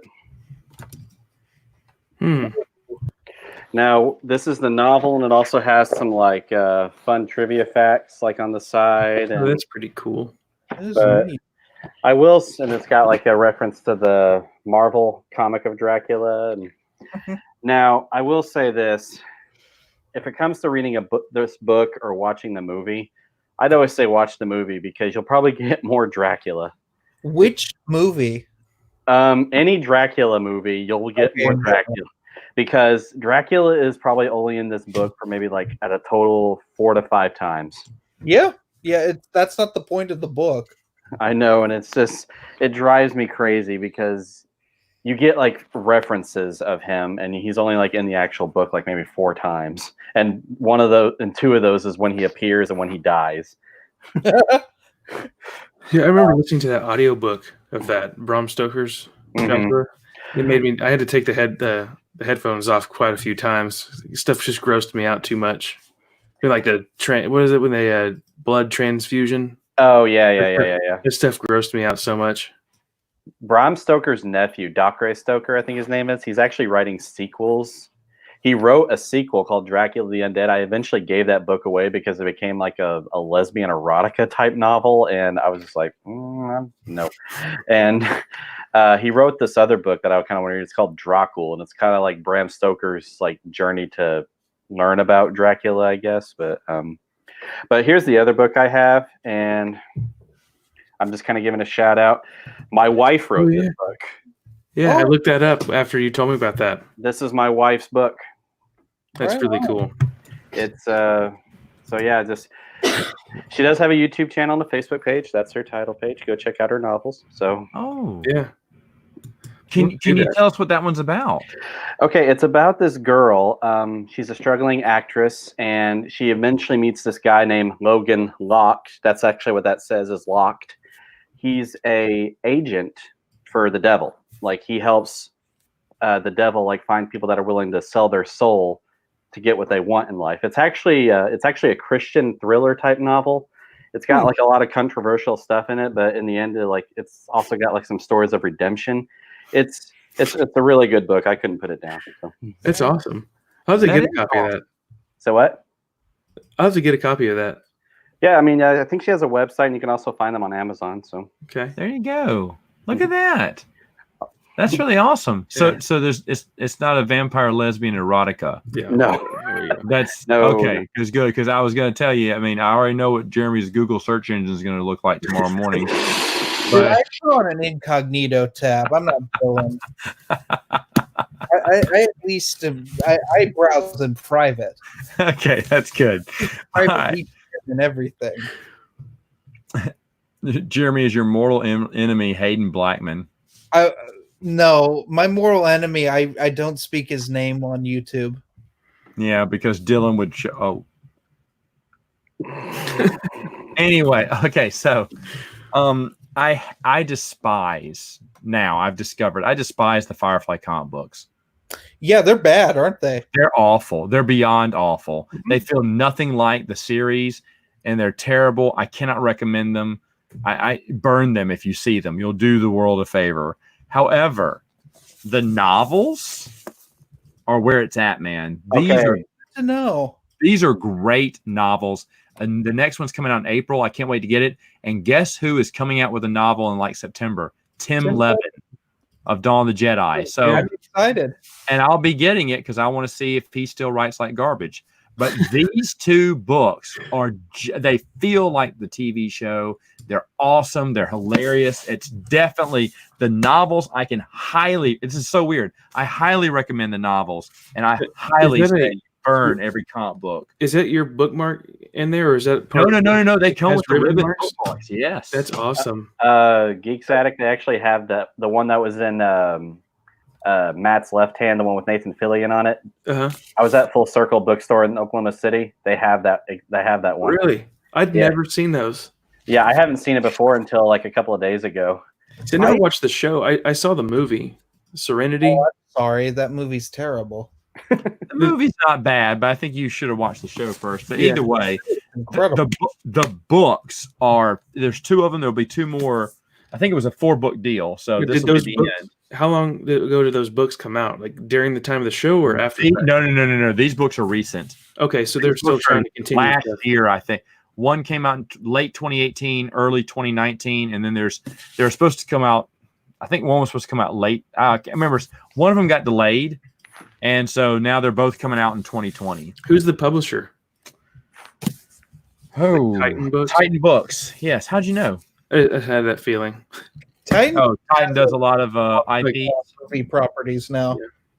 Yeah. They do all of the Alien, Predator, Planet of the Apes. A lot of novelizations. Ghostbusters, I think they own now. Really? Yeah, I think Ghostbusters is owned by them because they're re-releasing the Ghostbusters movie novelizations, like in one of those omnibuses. Really? Pre-order. I know one of them is really hard to find. So they got Ghostbusters 1 and 2 coming out. They had two versions that came out. One was European and one here in the U.S. I've got the one that was printed in the U.S. was I found it at a gas station when I was a kid. We were going on a vacation, and they had like this rack of used books, and I found it. I got it. The front cover's all tore up, but you know, when you're a kid, I taped it with Scotch tape all all over the place. So I like how you got excited when he mentioned the Ghostbusters novels are getting reprinted. You're like, oh, hey, yeah, definitely gonna check those out. Hey, I'm trying to order. Oh, go ahead. I'm sorry. No, it's fine. They own the Independence Day rights because they were Independence Day sequel novels before Resurgence. Yeah, they're bad. They're really bad, but like, oh, they're really bad. It's crazy how some of these movies I never would have thought like Independence Day would have had a huge series of items, but yeah, now they've got all sorts of books and comics too. I would rank them above the Willow books, though. I would. Why did you? You can't get rid of them now. You're cursed. Just keep them forever. I'm serious. George Lucas gets top billed. Yeah, that's why everybody always thinks like, where's my finger over here? George Lucas. Oh boy. Oh man. I'll see myself out. Yeah. That's exactly what you should do. Bravo. How terrible. How dare you? Hey, you know what? Put a coin in the bank. That's awful. Put $1 in the bank. That is awful. How dare we? Now I'm kind of depressed. Didn't you say that none of the characters from Willow are actually in here? No, because Willow's in the preface, and Willow decides he has a dream to change his name to, is it Thorn? Jeremy? Thorn, I think. I blocked those out of my book. The only reason that introduction is in there because Chris Claremont wrote a completely different story about a person named Thorn. He didn't want to go back and change everything to Willow, so he wrote a 2-page introduction where Willow has a dream that his name should be Thorn now, and so now he's going to go by Thorn. It's awful. It is awful. The thing is, like, they're not even good stories if they didn't have the Willow name on them. Like, they're just bad overall. They're bad overall, yeah. Also, can we just say that Chris Claremont's kind of overrated as a writer? I agree with that. He's celebrated as an X-Men writer, but he's overrated. His X-Men stuff is so wordy. It's not good. Medium, like, you don't need to like cover the panels with text. Like his whole style. I think the only thing of his I really liked was that Star Wars annual he did, like in '78 or '70. Oh yeah. I thought that was fine, mainly because Abel J. Pina's Skywalker's short story kind of made that make sense.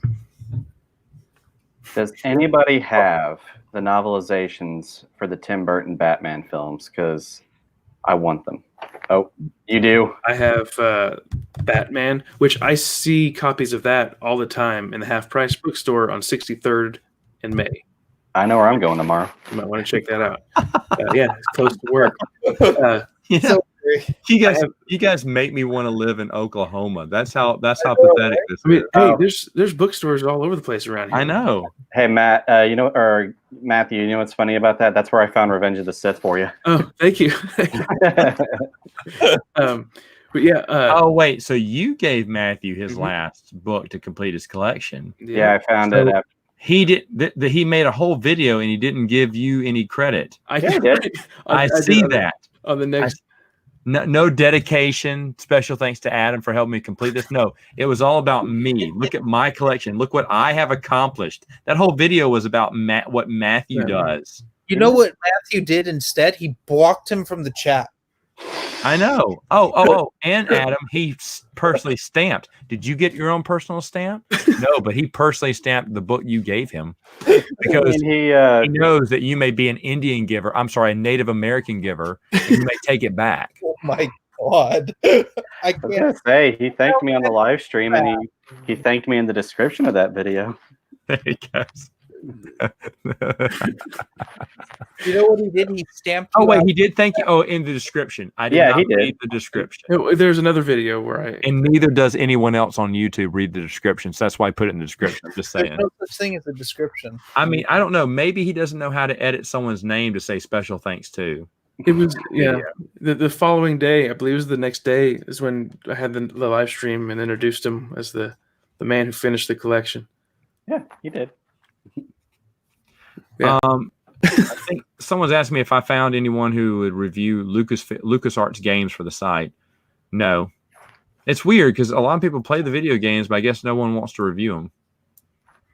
Yeah.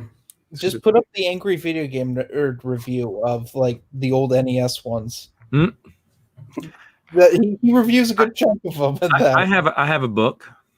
Okay. Me too. Oh, Is go it ahead. Then. true, No. There was a fanfic? that was a joke. Is it your Ewoks fanfic? Return to Endor? No. That's here somewhere. Nice. I'll you know what? If I can find it, I'll read a chapter to you. I'll read a paragraph to you. Did you read the whole thing to me? No, that did die. A long time ago for Prince of the Universe, we'd read like excerpts from it and we'd laugh because I wrote it a long time ago. But I'd like to go back and look at that. No, the one I want to show you is A More Civilized Age. Ooh, another thing you're published in. Yeah, and if you read it, it says that at the very bottom there, it has Expanded Universe offers insightful analytics essays examining the EU from popular film historians, novelists, bloggers, and subject matter experts, including fan favorite Star Wars novelists Timothy Zahn and Ryder Wenham. Oh. Timothy Zahn and Ryder Wenham. Let's see who else wrote in this. That's cool. I know who is included in the same book as Timothy Zahn. Let's see. Oh, is that? Yeah. Could it be? There he is, Joseph F. Bernardo. I'm telling you, and I was talking about Rick Hanley, but Rick. can you see him now? Yeah, Matt Wilkins. To be continued. No. It's Joe Bongiorno there. Yeah. Hey, Matt, I'd like to point out I found that book for you too, and you never thanked me for it. I'm kidding. Actually, Steve Hart found this book for me, and they didn't pay me for it either. I'm telling you, the $100 I got for writing this story, it's gone, man. It's gone. Timothy Zahn got way more than I did. I got the least amount, I'm sure. But it's cool. I mean, who'd have thought that I would be included in the same, in the same book that Timothy Zahn wrote? I mean, that was pretty. And Ryder Wenham, and that's how me and Ryder became friends. That's awesome. So, do you just show that at casual gatherings at your house? You're like, oh, and by the way, look what I have on my car. I just have it sitting out. Yeah, he's like, oh, that silly old thing. Timothy's like, yeah, we're friends. Yeah, we get coffee. It's bookmarked to my story. You gotta get a copy of that, sign it, and take it to Timothy Zahn. And hey, do you remember me, co-writer of this? Would you like to sign this book for me? I've signed it too. Sign next to my name. For some reason, I can see you getting a selfie with him doing this. Yeah. You know, what up, Timmy? What up, Tiny Timmy? You don't call him Tiny Timmy. Timmy. That's what we say when we see him. Around the whole writer's room when we were all writing together. I was like, Timmy. He's like, oh, my name's Zahn. I was like, you're Timmy. Oh, that's funny. Yeah, well, I'm married to a writer. Well, that's true. That's true. Timothy's on nothing. I'm married to one. I have goals to become one, but it's like the closest that I've been to. It's published on the back of the novel, a sentence. It's a bad one too. The New York Times bestseller. Here, I think I've shown. Yeah, I saw that one. Not on yours. Here's one. Do y'all have this one? No. Nope. No, because you made that. Nice. I think I had part of that. You sent me some stuff that I think there's volume 2. Oh, that's cool. Galaxy. And then hold on. And there's volume 3. Nice. I'm telling you. What are these? And they're hardbacks. They're all my collection of stories that were online or very hard to find that were and I just collected them, downloaded them. I said, well, I want a physical copy of everything. Mm-hmm. So like this one's the best fan fiction I could find. Mainly, that's all the fan fiction. It does carry some of these do carry stories. This one, the second volume 2, has a lot of the hyperspace fiction, Star Wars hyperspace fiction in it, and that's mainly it. Things like Lost City of Tatooine by David Rest Reynolds, even though now I have the actual copy of that book. And then a few that were like Imprint, Fate of the Jedi Imprint, the fan, which I can't find. I mean, well, I'm not going to pay $50 for it. Let me just say that. I can find it. But, and then volume 3, what did I put in this one? Volume 3 has the Abel G. Pena stories, Skywalker's Lone Wolf. It has some of the Ewok Annual #2, which was actually just fiction. It wasn't a comic book, and it has all those stories in it. It has I have the Imperial Troop Transport short story by Kenner in 1979. I actually have it. The toy came with a little comic book that had words in it. It was like its own EU story about the Imperial Troop Transport. And then a few other. That might be dual canon because they love that Imperial Troop Transport in the new canon. Oh, and Joe Bongiorno's first Trials and Transformations, Supernatural Encounters and stuff is in this one. But this is going to be outdated because he's coming out with a new one. And then I have a volume 4, which I do plan on getting out sometime this year. I made that one of my goals for 2020, and it's carrying a lot of those. Remember those short stories that used to come up on the Old Republic? Yeah. It has all of those, and then a couple of other things that were hard to find. I'm sure it has some of Paul Danner's stuff. If you know, Paul Danner was writing a bunch of stuff for the Star Wars Adventure Journal. It got canceled, so he just released it on his website. And so it's got a few more things like that, and that's about it. So I mean that's going to be my final volume because I've been holding back to see if there's anything else coming out, but I can't find anything else. So volume 4 will be where it ends. So Matt, you're really the Jedi librarian, Matt Wilkins. That's right. That's right. You know, if they gave you a lightsaber and if you were the Jedi librarian, I would hate to be any student that has overdue books. I'm telling you, I'll be coming with a vengeance at you. Yeah. I actually have a book. It's kind of you guys remember Jurassic Park where Alan Grant meets Tim and he's like holding Alan Grant's book saying, "Hey, I read your book." Mm-hmm. Oh, that's cool. What? Hey, guess what's in it? Absolutely nothing. It's it's a journal. Oh, Right. I got this for my wife for Christmas. That's really cool.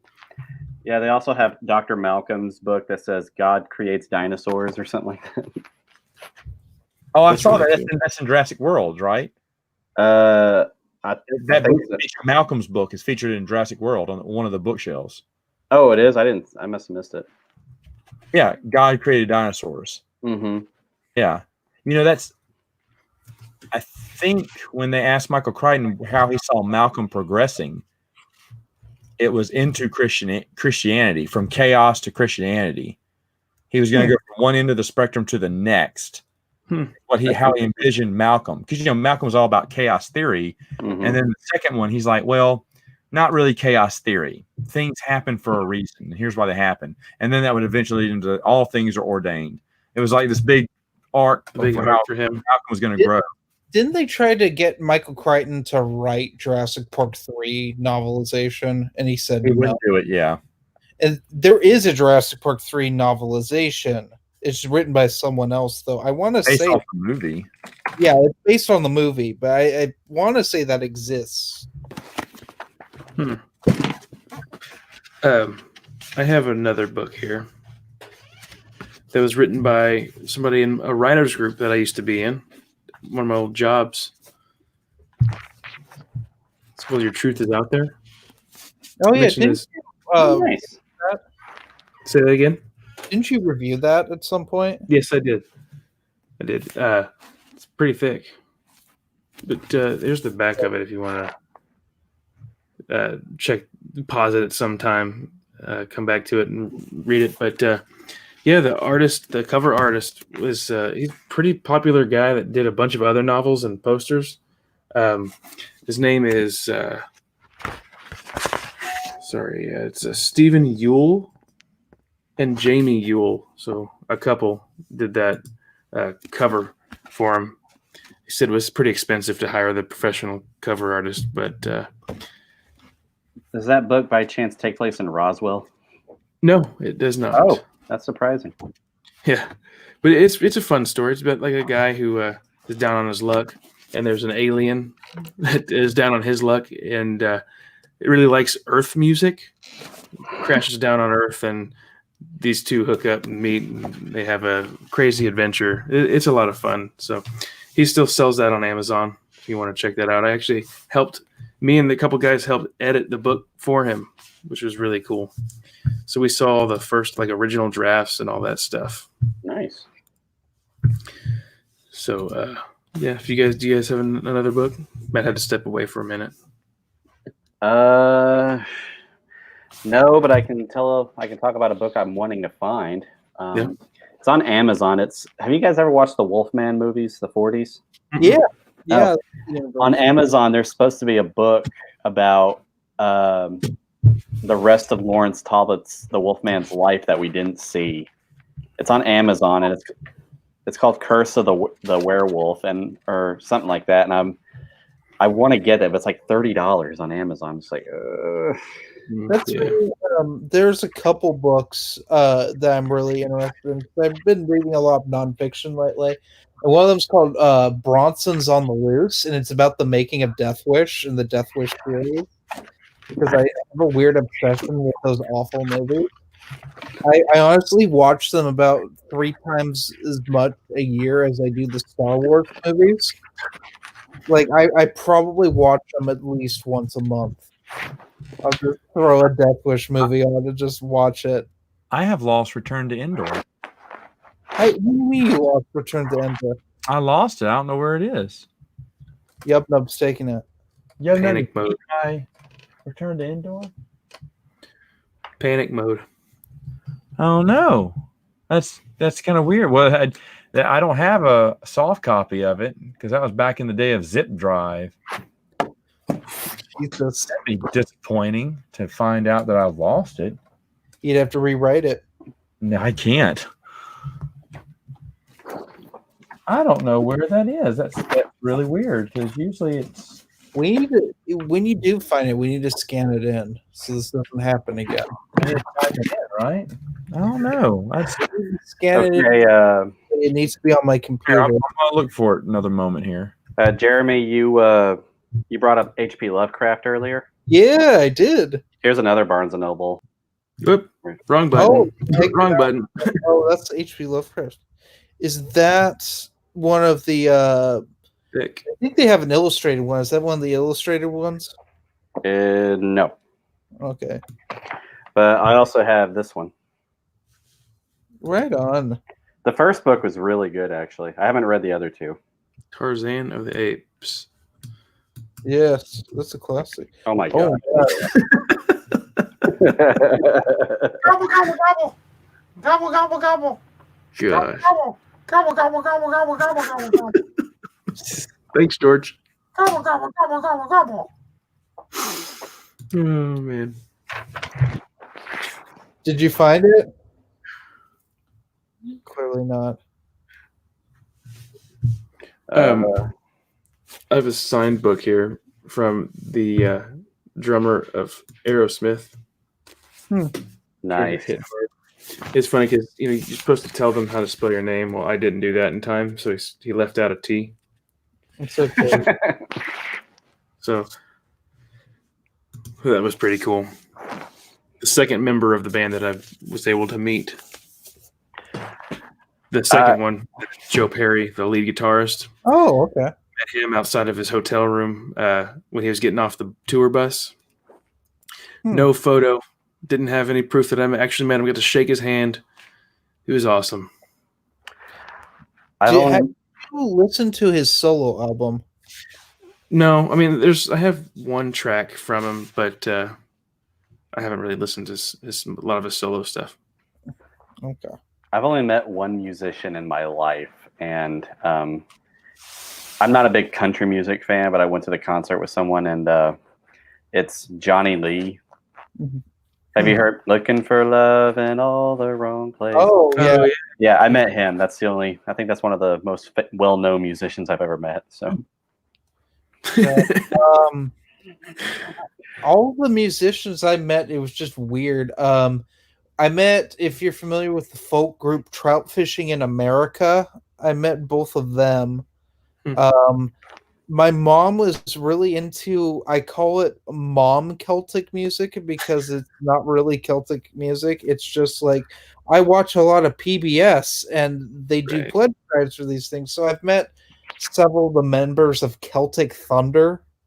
oh yeah, I've heard of them. Yep, I've heard of Yeah, that. I've met some of them. We did meet and greets with them, which was an interesting experience. It's not my kind of music, but it was like, oh, I don't have to go to school today. Sure. Yeah, he's looking for that story. Here's some I have some random stuff I could just show you too that I've got. My vinyl I could throw at us. Yeah, you want to do that? Yeah. All right. Here we go. You want me to blow you up? Ugh. You want to go full screen there, Jeremy? Yeah. Well, we can see my new stereo setup. New I'm stereo. And then we get into my pride and joy. Wow. Here, let's do this. Down here. Well, so that's my Stanley Kubrick Blu-ray set there that I just got. There's a party going on over here. Let's see. Let me throw some weird ones here. This is the complete unabridged Alien soundtrack. It's a 4 LP set. Oh, wow. That's pretty cool. Here's another good one. Here's Tim Burton's Batman. That's unabridged. That's a double LP. Is it like the original score or just like the soundtrack? Danny Elfman score. Oh, No, sweet. I hate the Prince stuff. Yeah. That's something I want to listen to ever. Let's see. I got this one's a weird one. This was back when I was part of Vault Records group. Oh, one of my favorite doom metal bands, Sleep. This was a live concert they did, which it's a 4 LP set. Each side's about one song. That's how long Sleep songs are. Let's see. What are some other good ones? I mean, I got Dope Smoker here, which is a double LP of one song called Dope Smoker.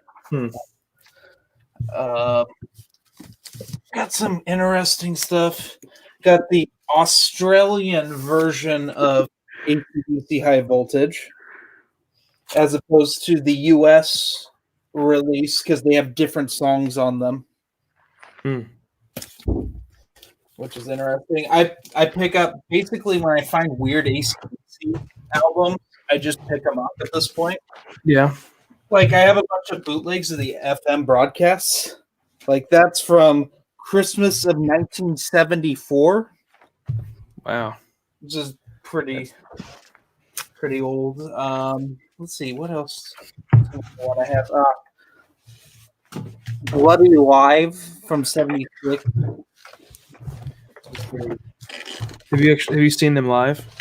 Yes, I saw AC/DC live in 2015 for my 21st birthday. It's awesome. Really interesting concert. I saw them live as well. That's Gone Shooting. When did you see them? Oh crap! It was before 2010. Oh, so was it like the Black Ice tour? Yes, and it's funny because we had a major ice storm that year. And I remember I was in Tahlequah, Oklahoma, which is about an hour away from Tulsa, which is where they went. And so we had to drive in the ice over the snow to go see them. Let's see. Oh, here's a weird one. This is Nirvana. Nevermind. I gotta cover up the baby penis. the Ween.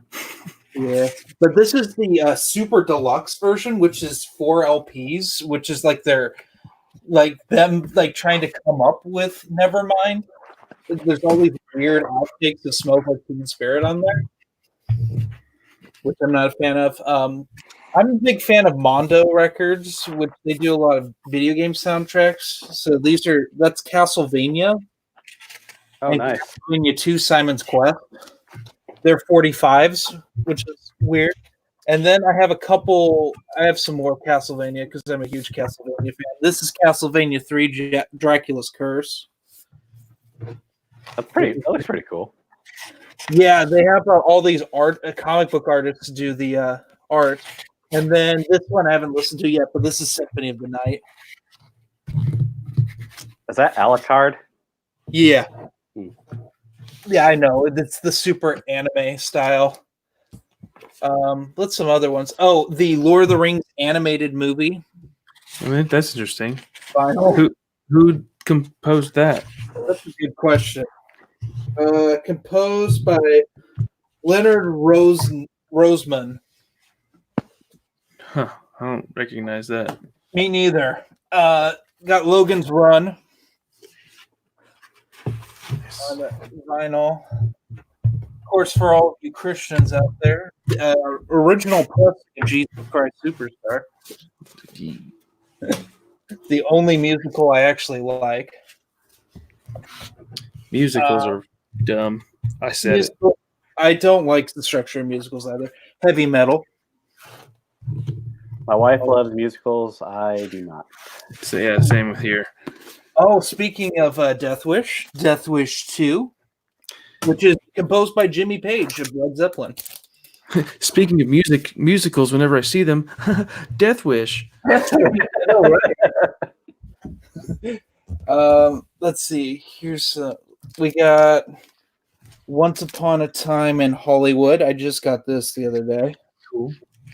It was always fun. I listen to a lot of movie scores and soundtracks when I draw, which is why I have so many of them. Psycho. I'm just pulling these out because these are not in order.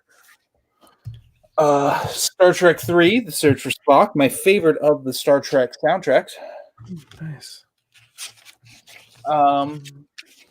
Here's an older pressing of Star Wars. I've got that one, like the original that came out. Yeah. And then Clone Wars. Yeah. Which I think you bought because I bought? Yeah, I recently discovered it was like on sale, pretty cheap on Amazon, and I got it, and I actually really like it. Superman the movie. Oh, nice. And I got both 2001 and 2010 on LP. I always like 2001's pressing. It's pretty cool. But yeah, that's mostly stuff. I have a bunch of James Bond in there, but it's not like uncommon stuff. But I also got these weird CDs because I still collect CDs because certain things aren't on vinyl. This is an unabridged version of Predator 2's complete score. Yeah, see, that'd be awesome to have. I love the complete score. I was just listening to that. I had Spirited Away, my favorite Studio Ghibli film, on CD. It's a great score. Discovered this, didn't know that it even existed, but there's an unabridged score of Alien Resurrection. The Alien Predator ones, they were done by, I think, La Records. Did those? Oh, another Death Wish 5. Did they review those on the Red Letter Media? Death Wish? They reviewed Death Wish 3 on Best of the Worst. Okay. Then I got the original Star Wars trilogy. These are unabridged. Nice. The one thing I don't like is someone drilled a hole through the jewel cases. That's stupid. It was like some weird categorizing thing. But these ones are neat because they have these holographic copies on them.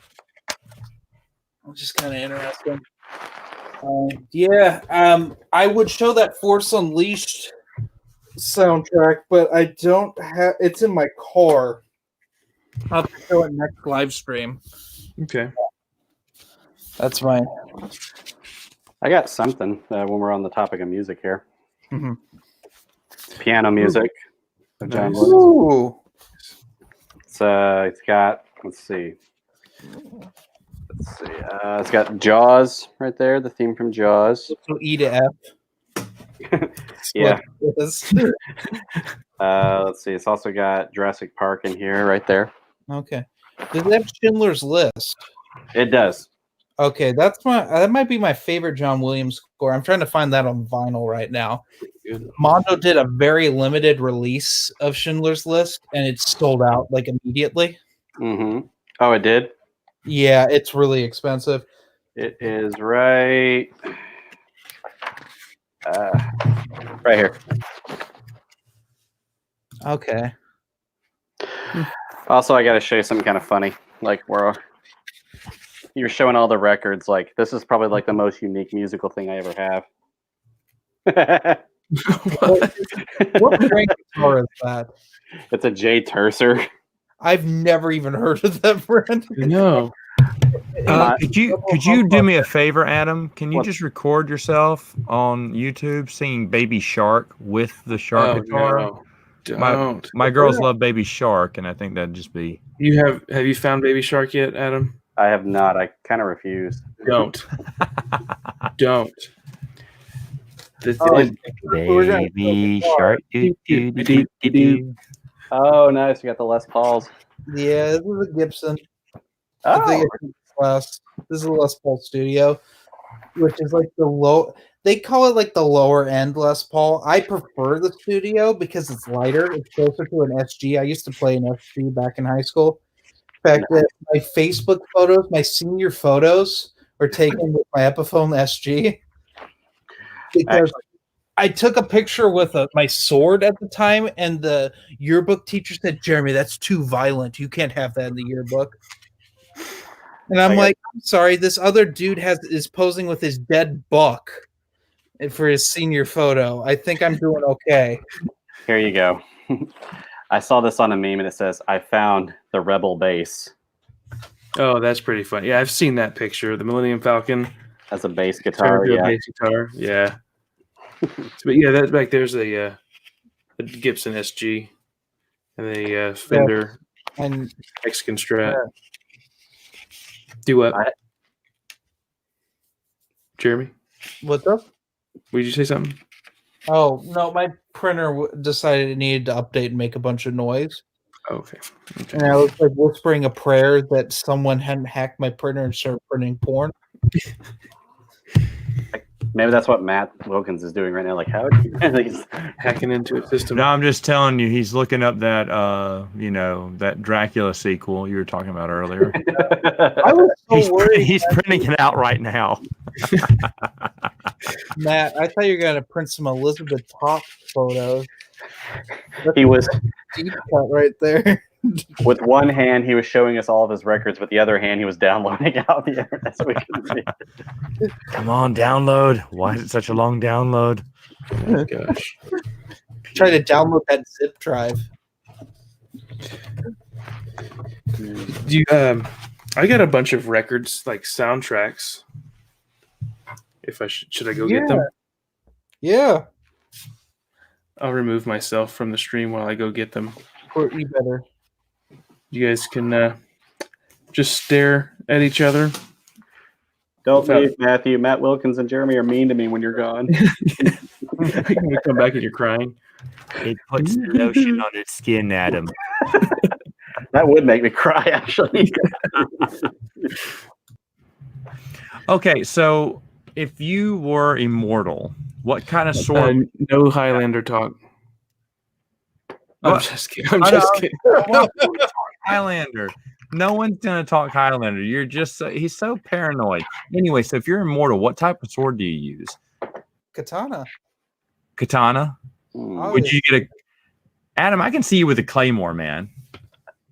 Claymore? I'm not too knowledgeable about swords. Let me look that up. That's like a big Highlander, hacking sword there. This is what we're talking about. I'm sorry. He's not here. When Matthew's away, the Highlander will play. There can be only That's one. beautiful, dude. I'm telling you what. Here you go. Let me answer some of the questions that we keep ignoring. Oh, I see what you mean. I actually had one like that before. Really? You did? This one? Yeah. Well, I think my in-laws found it in like a storage unit that they bought, and I don't have it anymore, but I'll be honest. Mine may be the traditional sword, like an Excalibur type. I don't think it was real though. I think it was like what do they call them? With the dull blades or something? Yeah. Like a prop or something? Yeah, like a prop that you get at like a Renaissance. Yeah. Or But a wall-hanging sword. Yeah. Lightsabers are cool. Hey, Matthew. Guys. But yeah, we should answer. Matthew, I have a question. Are you secretly trying to grow your beard back? I mean, not secretly because it's kind of out. Kind of, yeah. You grew that thing back fast, man. I mean, it was Jeremy, like yesterday you shaved. Yeah, right. It was like a week ago. Jeremy, why don't you just the next day? 2 days. This is probably 4 or 5 days. Yeah, this is like a week. I shaved yesterday. Dude, I've been growing facial hair since I was 10, though. See, okay, you're that guy. I had a friend who had a mustache in the 3rd grade. Mm-hmm. Yeah, about 4th grade, started growing body hair. Are you sure he was a 3rd grader? So the funny thing is, 7th grade, I had for chest hair, I only had a little happy trail thing going on, and then the summer between 7th and 8th grade, I suddenly had a full chest hair monstrosity on my body, and the kids couldn't handle it. By the way, Matthew, while you were gone, I think we have enough Highlander coins to put my daughter through college. Oh, hey, you little narc! I thought we made talking about sword collecting. I had a feeling it was going on. No, nothing's going on. I don't know what you're talking about. No, it's fine. You guys can talk about that all you want to on your own time. Oh, I'm just kidding. The principal, Matt, you've seen the movie, right? No, I haven't seen anything from it. I tried. Okay, I know. so I tried to get a watch along tonight. He didn't have Amazon Prime, so we couldn't do Highlander. Maybe I'll activate a free trial or something. You should. This was because they took Platoon off of Netflix, Matt. That's a sin. You take Platoon off of Netflix. I don't know. Jeremy, have you seen Birds of Prey yet? Even though I'm a big Margot Robbie fan, I will not see Birds of Prey. I'm sorry, it's called Harley Quinn and the Birds of Prey, man. I know. No, now they changed it again. It's called Please See This Movie. Yeah. Yeah. we'll give you $1. Free popcorn. I didn't realize that Margot Robbie was a good actress until I saw Tanya.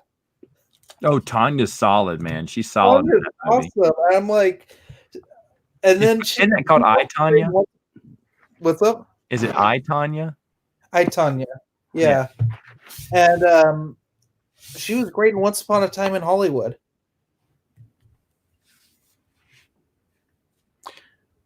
Yeah, I don't know anything about her. I don't remember. She's Cheryl Tate. Please, Cheryl Tate. I haven't seen that. That movie's awesome, by the way. I should have seen it before we did the Saturday morning. Whoa. Are we still talking about Once Upon a Time in Hollywood? Yeah. I like it. I think it's my favorite.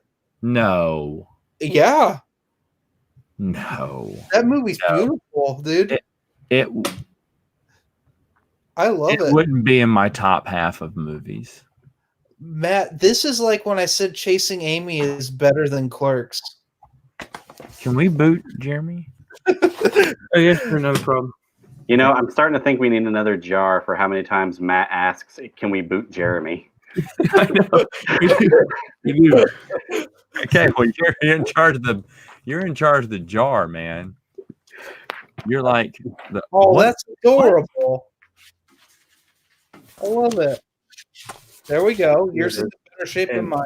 In the back, you got Vader. Vader. Nice.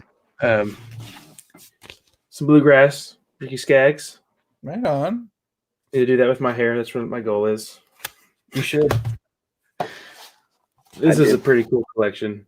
It's all, be honest, so you got what that is Ricky Skaggs album because of the cover. do what? You get that Ricky Skaggs album because of the cover. Yep. You're like, someday I'm That's- gonna look like a Teen Wolf. Yeah. That is Teen Wolf 3 right there. That's Teen Wolf's cousin. I also have that record. Okay, This what one? is that record? Yeah. Oh wait. It's probably not that same version, but I have a recording of it. It's a really old one. It's a box. It's like four of them in here. But yeah, it's really cool.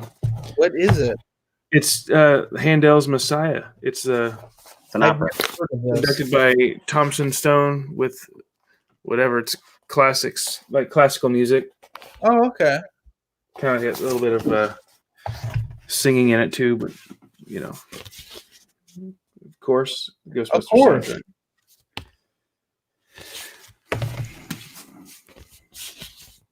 Blues Brothers. Right on. This one, I found this real cheap. I haven't listened to it yet. It's the Orson Welles' War of the Worlds. That's a cool recording. We had it on CD when I was a kid. It's really interesting. Yeah. Adam, you're going to like this. Nice. Yes. Jaws 2.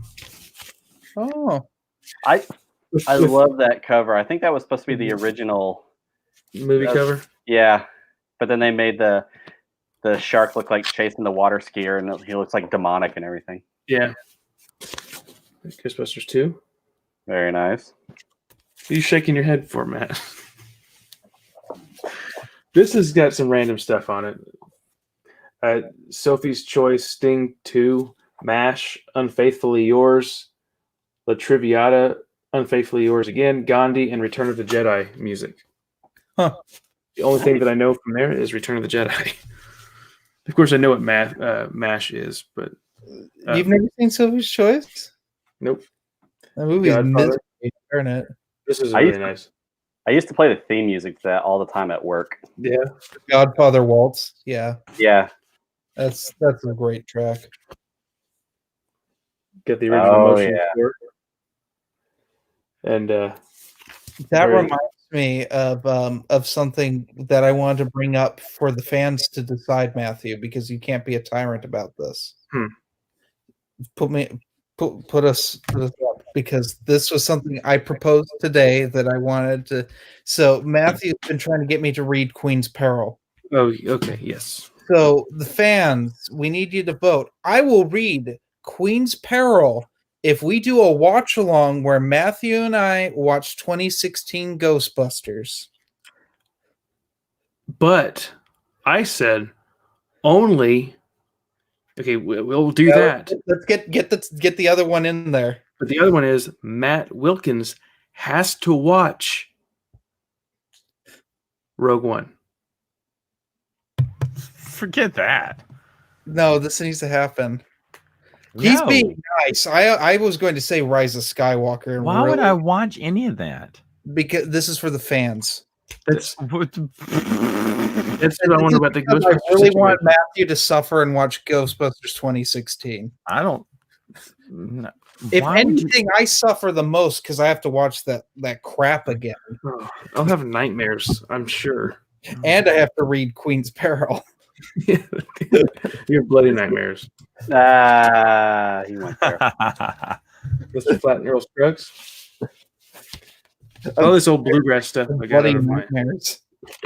got the Stranger Things. Very nice. And that's the one with that has like the music, not the score, right? Right. And it came with a little poster, season 2. A weird thing to note from that, the version of Rock You Like a Hurricane is a re-recording that Scorpions did like in the last 10 years. It's not the one from Love at First Sting. I don't like it so much because they sound elderly. Yeah. Yeah. I listened to it once with another Lester Flats and Earl Scruggs. The Osborne Brothers, Bluegrass. Yeah. I like bluegrass. Do you have a banjo? I haven't listened to this one yet. I picked this one up, the Piney Ridge Boys. Looking forward to hearing that. I got 2 more here. You got the Clone Wars. There you go. It sucks is it came with a digital copy, like code, but the code had expired. Yep. And finally, Matt. That is Hey, really cool. Thanks to Matt. I have some of those tracks because they're on that weird Force Unleashed bootleg CD I got. okay, so I got some records. I don't know how I came. I don't know how I came about all of these. I don't listen to records, but here you go, Matt. Here's Handel's Messiah, Oh, yeah. Okay. and all 9 symphonies of Beethoven. And the last 2 are just Elvis ones. Nice. Right on. Those are the only records I own, and I don't even know where half of them came from. They're fun to put on. Record fun. I like the sound of records. The one thing I don't like is flipping them. Yeah. That's a little tedious. But like there's just a certain like analog quality to them that just makes my ears feel good. Yes, and it's like that with like the bluegrass records that I have, like the old stuff. It's got that crack to it that just I don't know. It's like a cozy type feeling you get when you listen to it. Does that make sense? Yeah, It does completely. In fact, you guys maybe want to get some Handel's Messiah. I need to get that. I don't have that record. I like that all of us have records and record players. Is that something that's coming back? yes. Yeah, It's weird that I listen to CDs. I don't know about y'all, but I grew up listening to records. Go ahead. I didn't because the record player we had when I was a kid broke a few days before I was born, and my parents were too poor to replace it. So I started listening to records. My grandfather had a record player, and he had all these old Beatles pressings, and we listened to them and played ping pong together. When I was like in high school, that's when I got into listening to vinyl. they have a Star Wars record player at Half Price Books on the one that I live by. Yeah, I've seen that.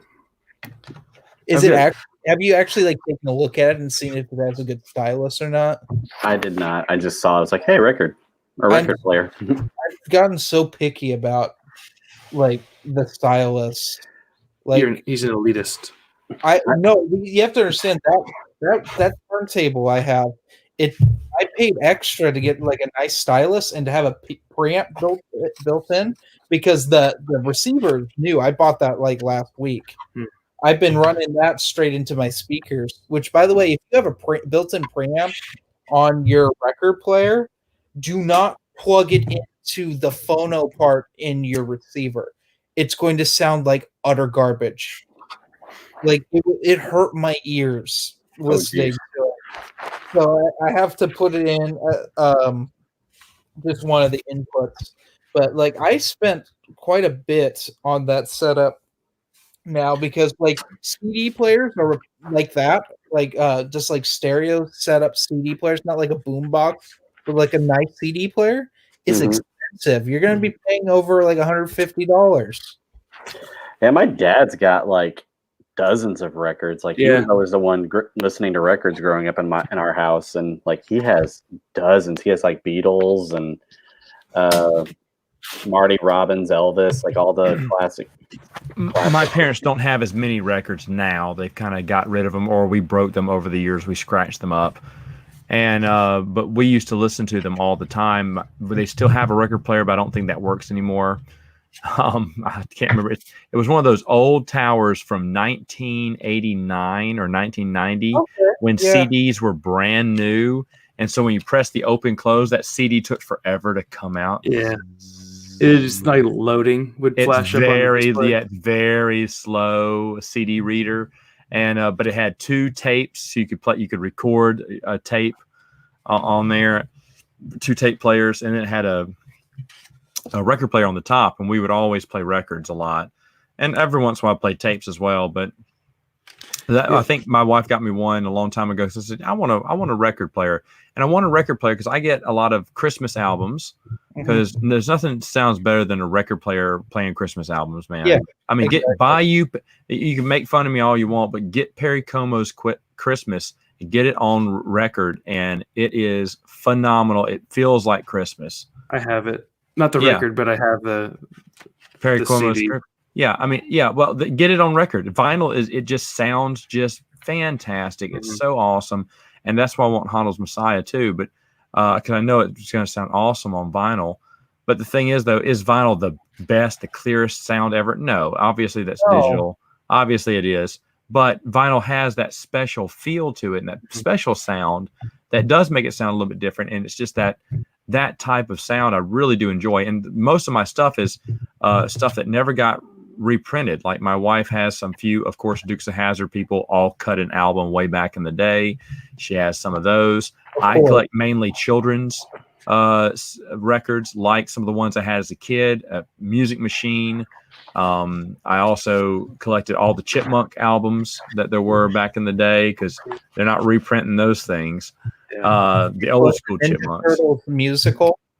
I don't have that, but if I came across it, my wife would pick it up. Is that the one where Michelangelo has like an operatic voice or something? Yeah. Oh my gosh. Okay, this is completely off subject. Real quick, I just want to show you. I showed this book a second ago, or several minutes ago. It's like an art picture of him on the inside.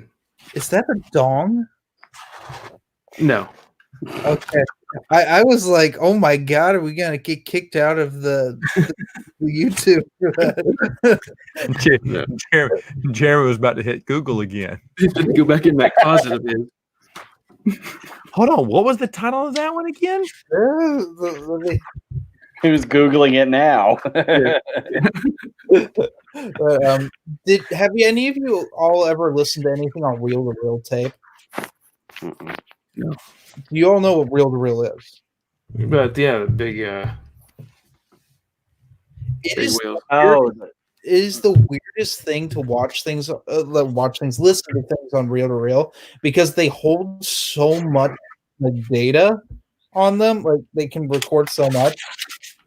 Because I work at a thrift store, so we get all this old tech in, and so like I used to like test it all. And like listening to reel, it's like hours upon hours of like tape. It's weird. It sounds better than cassettes, but it doesn't sound like vinyl. The worst way to listen to music though is 8-track tapes. 8-track tapes? 8-track tapes are garbage. Yeah, I've never given those a shot. They were made solely to play in cars, but they melt really easily. Oh, okay. There you go. One away. Yeah, I have that one too, I think. I found a box. You know what? Let me pull something out here because this is a weird rarity thing. I just found this box of comics that I purchased that I haven't been able to read yet. That I planned on reading. Do what? Okay. Matt will know this one. Oh yeah, that's a good one. That's the one time they collected the Clone Wars. What was it? Web comics. This was a Comic-Con exclusive, and also I got a free Comic Day one put in here. Oh, nice. That's from Gingy Tartakovsky. Oh, nice. Mm-hmm. So Tales from the Clone Wars. If you can get your hands on one of these are pretty good. Like I said, you can't get rid of Dave Filoni's Clone Wars completely. There's some good stuff in there. Oh, nice. This was the 1000th number 1000 that came out. Yeah, I like that. I like that artwork. Yeah, there were several different covers to choose from. So I got this for Christmas Comic a couple of years ago. Oh wow, what is that? It's a virtual reality where you they give you like a lightsaber and you plug your phone into it, and you That's cool. yeah Does here. it play well? So what? Does it play well? Yeah, the problem is my phone was overheating a lot, so I'd only got like maybe like 20 minutes of. But here's the lightsaber right here. I want to see that. That's pretty cool looking. Yeah, you put like a little sphere, and that's supposed to be the sensor. And like when you turn it on and you like plug it in, like you can play like a duel with Kylo Ren or something like that, or you can like have the droids from the prequel era like come up and you can deflect their blaster bolts and everything. It's really fun, actually. Yeah.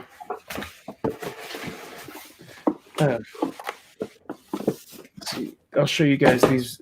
Are we going back to books, or are we just doing random stuff now? Yeah. I mean, I could really throw that Kubrick box set at you. Hey, Matt. Oh, Xena. Oh boy. Told you. I don't think you were in here yet when I said my wife watched this when she was a kid, and when it came up on Netflix, we started watching it. We only made it to like season 2. We were basically watching it for the laughs because it was ridiculously stupid. But then I found that there were novels, and sometimes you're like, oh well, they have a whole series of novels here at the bookstore. I better get them all. Yeah, I've never said that about Xena. That's weird. It was funny. I got them for her, and I was like, "Here you go." She's like, "Yeah, I don't want those." I can picture your wife's tone of voice when she's like, "I don't want those." I'm like, "Okay." So anyway, I have a story for Adam. Oh, okay. Adam, I went by my library and I asked him for those Big Finish Highlander audio dramas. Oh my god. Man, get him out of here. What? Oh, dude, I'm not even in the shot. Okay. So anyway, I did go to the library and I asked them. They said, "What?" I said, "Highlander, the TV show." And the two old ladies were like, "They made the audio dramas?" I said, "You have to watch that show all the time. They're just talking about it." And they said, "Yeah, they found all but one. They're going to order them for me and see if they can get them in. They can't promise me, but sometime next week." Oh, nice. Did I go this week? I went this week. So sometime next week, I can go back and check on it. But hopefully they'll come in. And they couldn't find me season 2, but they found me season 1. But the library who has them may not be able to deliver them. They don't know, but they're going to ask. So at least I'll get to see season 1. Or am I frozen? Am I frozen? I got frozen too. I'm not frozen. None of y'all are frozen. I'm not frozen. Nope. Okay. Everybody else froze for a couple of seconds there. Oh, okay. No one froze for me. But anyway, so I'm looking for 2. I even joined a Highlander community on the internet because there's this guy who has them all, and I'm trying to get him to tell me, "Hey man, let me hook you up with a copy," and he won't do it. He's like, "Yeah, man, I found them a long time ago." I was like, "Yeah, I really want them. If there's anyone that has uploaded them on YouTube?" He's like, "Yeah, I can't find them anymore." I said, "Yeah, is there someone who maybe has copies for sale, like copies of the CDs?" Yeah, I know a guy. Well, I gotta go break it. I gotta go get. Dude, he'd probably give you More coin. track. Wait, now you did freeze up. Then everyone froze up now. Oh, everybody's still moving for me. Everybody was moving for me too. I'm not having any problems here. No. This Okay. is a boomer problem, man. I have to go get $20 worth of change for this thing because I'm. Now, see, is Matthew freezing or is he just playing with it? Oh, that's great. That is awesome. I'm stamping books. Good on you. Of course you're you stamping books. It's fun. You're guys. stamping this out of your lives. He's stamping all them Xena books. Yeah. Dude, he's putting his stamp on it. Just the Lord of the Rings stuff. But I want to show this weird Kubrick box Okay. that I bought. Look at this is Behemoth. This is It going is. to get disc case problems, Matt. You'll be happy to know that series is coming back. No good. If you want to see something, I'm going to give you a little spoiler here. Not really. So you get this lovely book. Where's the movie? Oh fuck. Okay. But you get like this picture of Coop. Like, Jesus Christ! Like, where's the movie? More shit. Like, oh, here's the movie. Why does it need to be in this box? They could have just given me this. They would, like,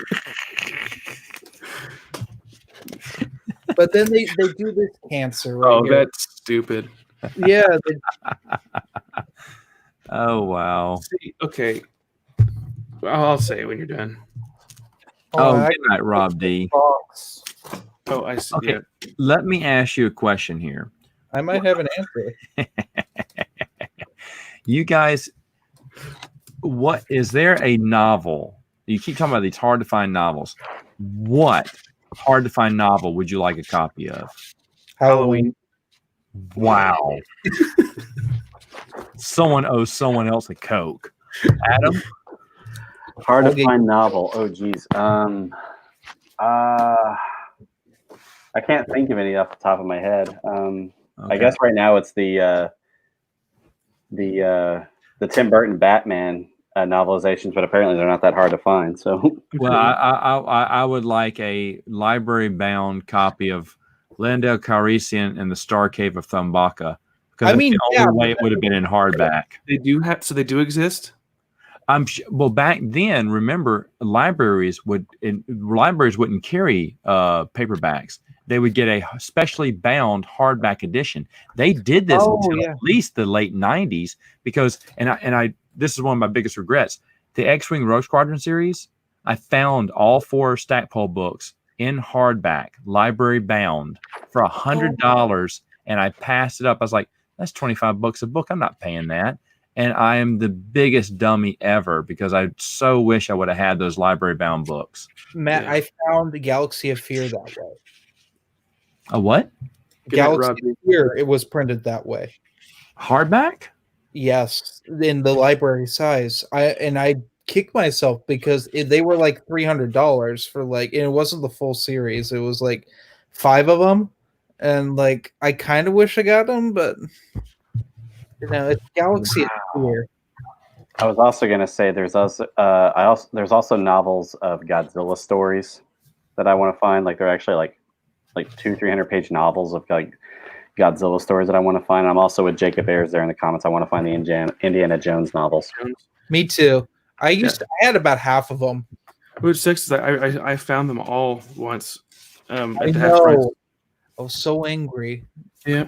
Is there a TV show or movie? No. Is there a TV show that never got put on DVD that you wish was? Ooh. Oh God. Salute Your Shorts. I'm sorry. Salute Your Shorts From Nickelodeon.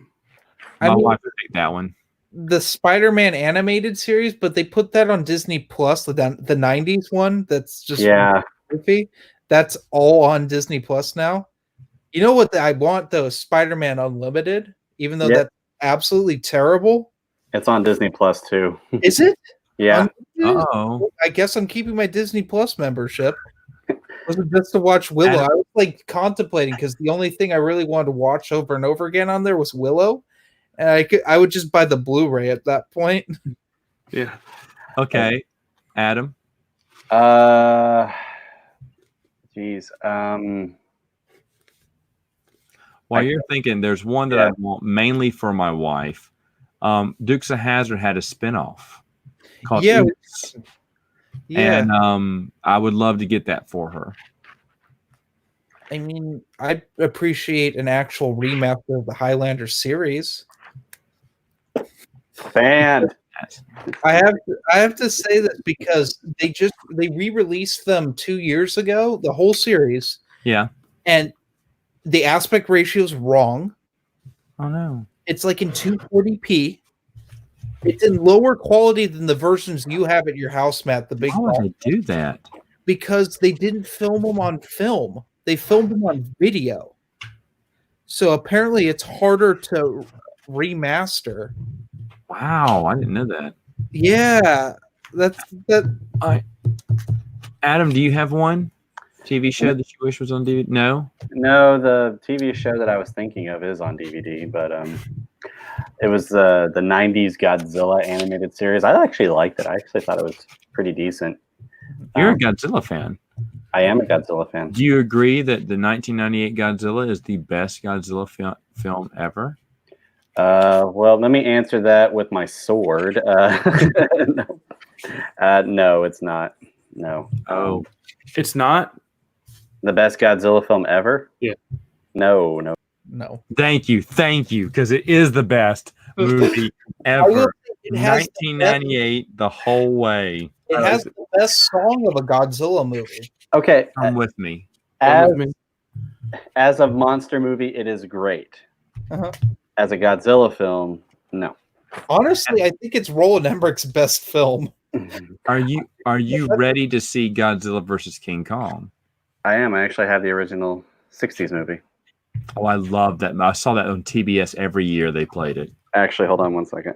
Yes. You're gonna pull that Showa era set. Oh, I almost bought this today.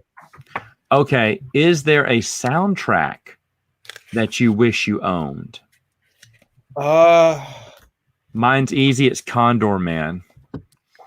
Never heard of that. Movie. Bum, bum, bum, bum, bum, bum, bum. There's a few. I wish I owned the Star Trek motion picture on vinyl because that I love that score. That's my favorite Star Trek movie as a whole. Oh wow! At this point, Adam, show us. Oh, I got this at a Comic-Con. Look at that.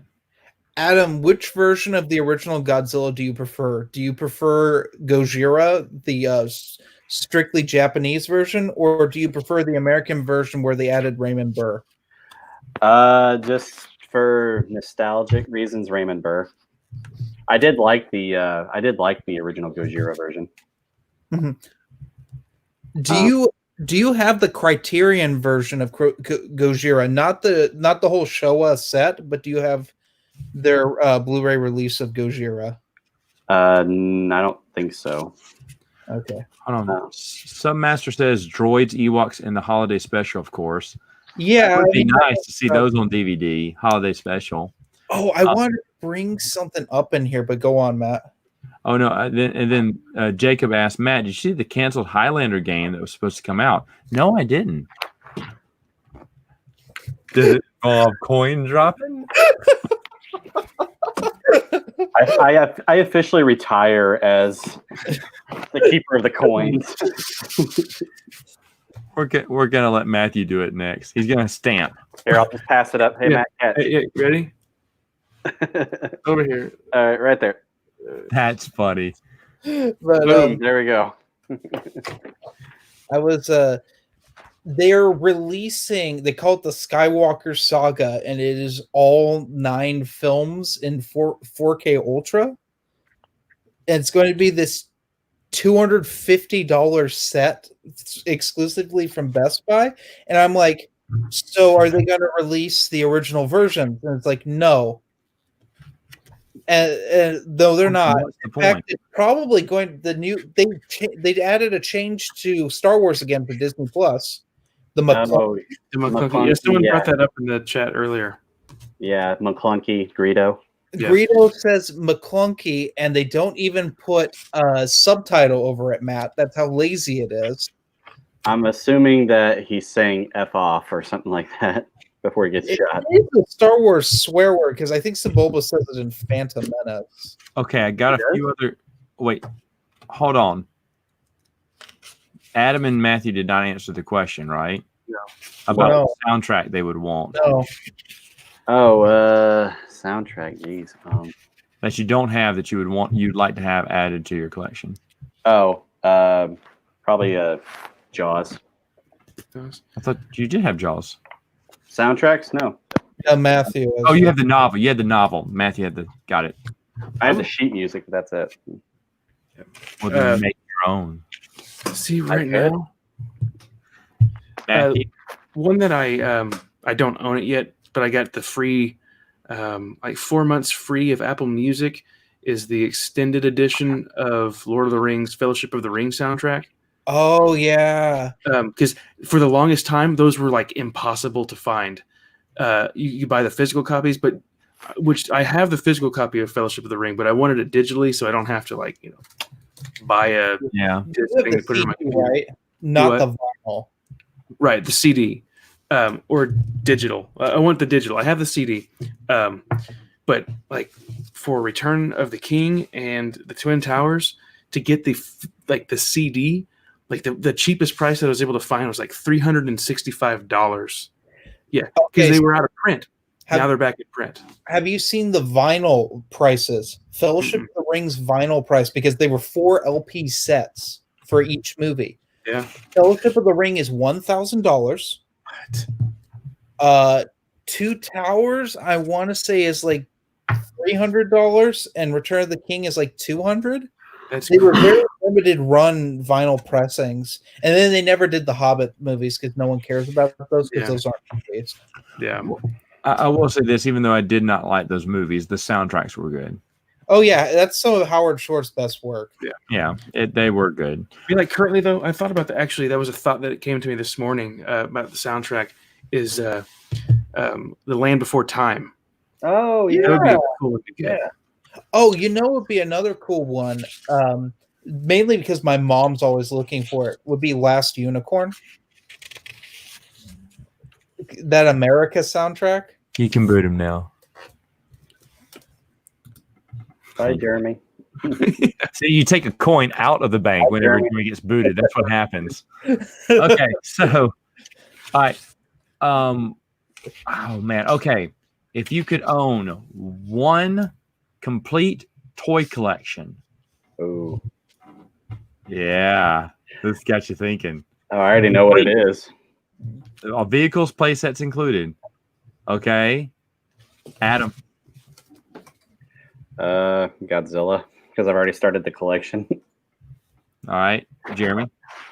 Power of the Force 2 action figures. Because those were the first action figures I ever got. And you get like all the ships and everything too. Yeah, I have the land speeder from Power of the Force and Power of the Force 2.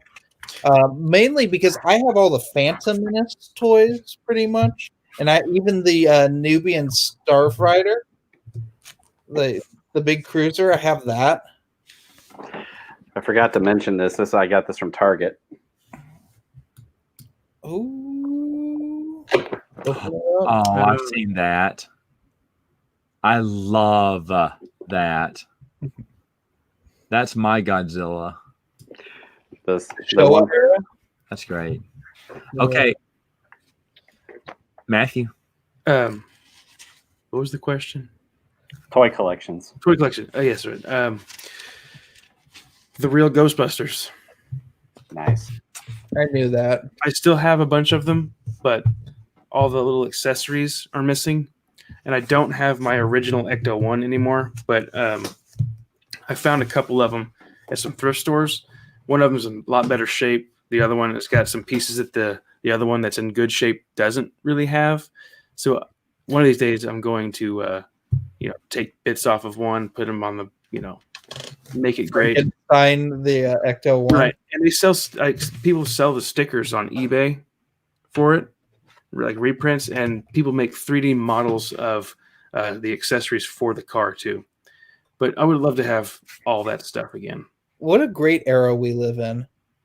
Yeah, I know. Oh, you lost your toy? Thing. I'll build you another one. I'm sorry. Okay. Go ahead. No, slightly off topic. My little 4-year-old niece is in kindergarten, and she learned about George Washington, because isn't it George Washington's birthday or something? Or was it this past week or something? Monday. It was Monday. Okay. And so they talked about, that's right, for President's Day. So they talked about George Washington's birthday and everything. And then they asked my little niece, they said, do you know why George Washington how George Washington became our first president? And my niece raised her hand. She went, because Trump wasn't born yet. Jesus Christ. Down south, that's the correct answer. That's what she told the teacher because Trump wasn't born yet. Brilliant. Holy cow! Someone give that girl a gold star. I laughed so hard. I saw something like that on Facebook. That someone asked a second grader this question, and it said, "What is the number one reason for divorce?" And some kid wrote, "Marriage." As Rob D would say, easy. Marriage. The author. Submaster, you probably took mine. I think I would want the old Kenner Star Wars line. Yeah. I just have great memories with those toys, and I know someone actually who has a complete run of the Kenner Star Wars, both in and out of the box. In the box, in the packaging. How? He spent his life looking for each one in the package, even all the little subsets, all the little vehicles, all the little mini vehicles they made. He has everything in the box. And then he decided he has a lot of the loose. Because at first it was like looser in the box. I don't care. Well, then he got that collection and went, okay, now I want everything in the box or everything in the wrapping. And he's had to lay down some cheddar for I know that stuff. But that was his one collection. And now he's done and he didn't know what else to collect. Go ahead. Oh, no. It's just kind of crazy that I know someone who has them all. He said, yeah, man. He said, if ever you're, in my neck of the woods, he said, please let me know. I'll be glad to show you. I was like, yeah, you may get robbed at gunpoint too. I don't know, man. Well, I was going to say TheGeeksAttic knows of him too. There's a gentleman in Oklahoma City. He owns or used to own a Star Wars themed vintage toy store where he had like all the vintage toys, and I think he does online stuff now, so he might actually have some of those that you're looking for. That's amazing. I do have a second, like a runner-up of the toys I think would be really cool to have. And I only had a few of the figures growing up, but they were some of the coolest toys. And those would be the G.I. Joe. Yep. I think I had a couple of those. There was a cartoon series and toy series called Mask that I would really like to. Mask Crusaders. The cars would turn into these battle things, and they had these masks on that would shoot different like lasers or lift things, or each mask had a different power. That's cool. If I had a runner up, because I don't have any of these and I just find it bizarre, there was an Aliens failed cartoon that never got released, but they released action figures for it. Weird. I did have Aliens action figures. I remember those. One of them, the alien head fills up with water, and you squeeze it. Yeah, that's from that. It was? Yeah. Okay. It was. They weren't for the movie, but they were for this cartoon that never got released. It's crazy. But I have one for you. One movie or book or comic weapon that you'd want like as a toy or a replica. Ooh. How about just say, okay, how about this? Because that was going to be one of my other. What movie replica would you like to have? Well, I mean, like, you could also argue cars. That'd be rough for me. No, replica meaning an item. Like I passed up because my wife wouldn't let me get it. The puzzle box from Hellraiser. I said, "Come on, we have to have that on our table."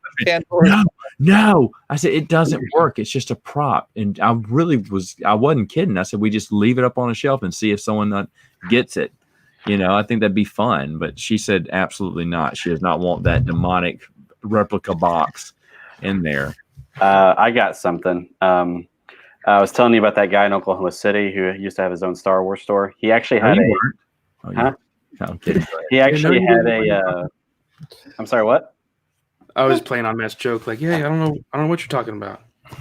Who are you? He had a prop replica of, it was either Han Solo's or Luke Skywalker's blaster from The Empire Strikes Back. I hope it's not too blurry. Oh, that's cool. Yeah, that's Empires. Yeah. That's awesome. Yeah, he said it was like a one of the props, like a replica of the props, and it was like $300. Wait, show me that again. Put that picture back up. There's a real Ghostbusters action figure down by the handle. Oh my gosh! Sir. Hey, Isn't it? Han Solo frozen carbonite as a prop would be awesome. The fertility idol from Indiana Jones. Holy cow! I think, Jacob, you have just changed my mind. Because I was gonna say the necklace from Neverending Story, but I think the fertility idol from Indiana Jones, Raiders of the Lost Ark, it has to be. Golly, that is a good pick. Man, I'm not Golly, allowed to pick Ghostbuster stuff anymore, am I? Because what? obviously it's going to be a proton pack. But Yeah, I'll say I no, won't. that's fine. You can say that. But I'd have to say the second thing would be the amulet from Dragon Slayer. Okay. Wow, that is random. Yeah. I don't know, man. That fertility idol, man, I can just see it. That is a great prop. That'd be a great prop because I could be like, someone could hand it over, and I'd be, coming out with, chips or whatever. You hand me the idol, I hand you the chips. I could just say stuff like that, and golly, I don't know. I think that may be it, man. That may be my movie prop because I want something that people can easily recognize and go, "What? Yeah, Got one of these? What is this?" People movie fans would instantly recognize it. My other one, I'm not a huge fan of the character. My other one would be the Green Lantern ring. That's always cool. I'm always tempted every once in a while when I see them to get one, but I'm not. But it would be cool. As long as it doesn't give me an animated suit, then I'm fine. I'm fine with animated suits. I'm torn between two. They're from the same movie because I already own the lightsaber I've always wanted, like since I was a kid. Like I pretty much own, and it looks nicer than what's left of the replica of Luke's lightsaber from Jedi because Mark Hamill has that now, and it's beaten to crap. Like it's just falling apart. There is only one of these left, and it's one of the pulse rifles from Aliens. They disassembled all of them except for one because it's literally a Thompson machine gun with a Remington shotgun, like welded to it, and then like a bunch of plastic over the top of it. So like they weren't really that safe, I guess, to like keep around. So they just disassembled them. But there's one circulating around Hollywood.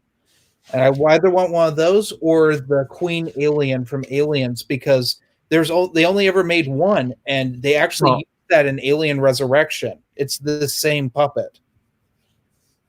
And I just want that in my house. Like I build a whole room just to have the Queen Alien sit.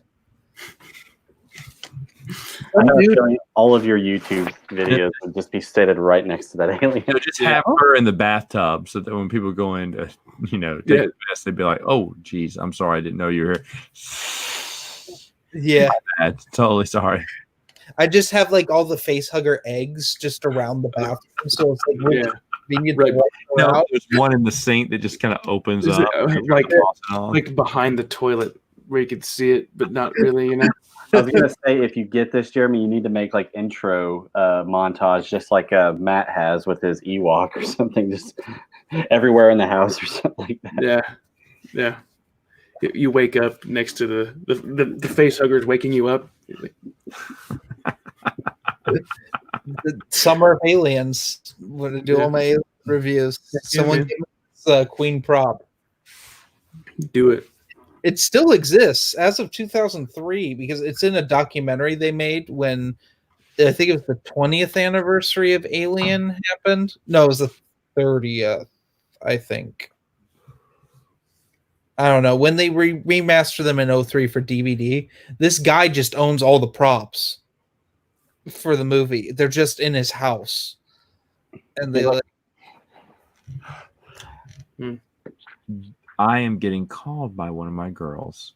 Okay. So I guess that's it for me. Yeah, I was going to say it's time for everybody to. We're going to kick this. It's time for All right. Time Well, for everybody to go to bed. I want to thank everyone for being here today. So thank you, Matt. Thank you for joining. Let you know that I'll be back when the day is through, and I'll have more ideas for you, and you'll have things you'll want to talk about. End it. I will too. Good night, everybody. Everybody gonna do the right. Good night, everybody. Oh crap! We No. Get him out of here.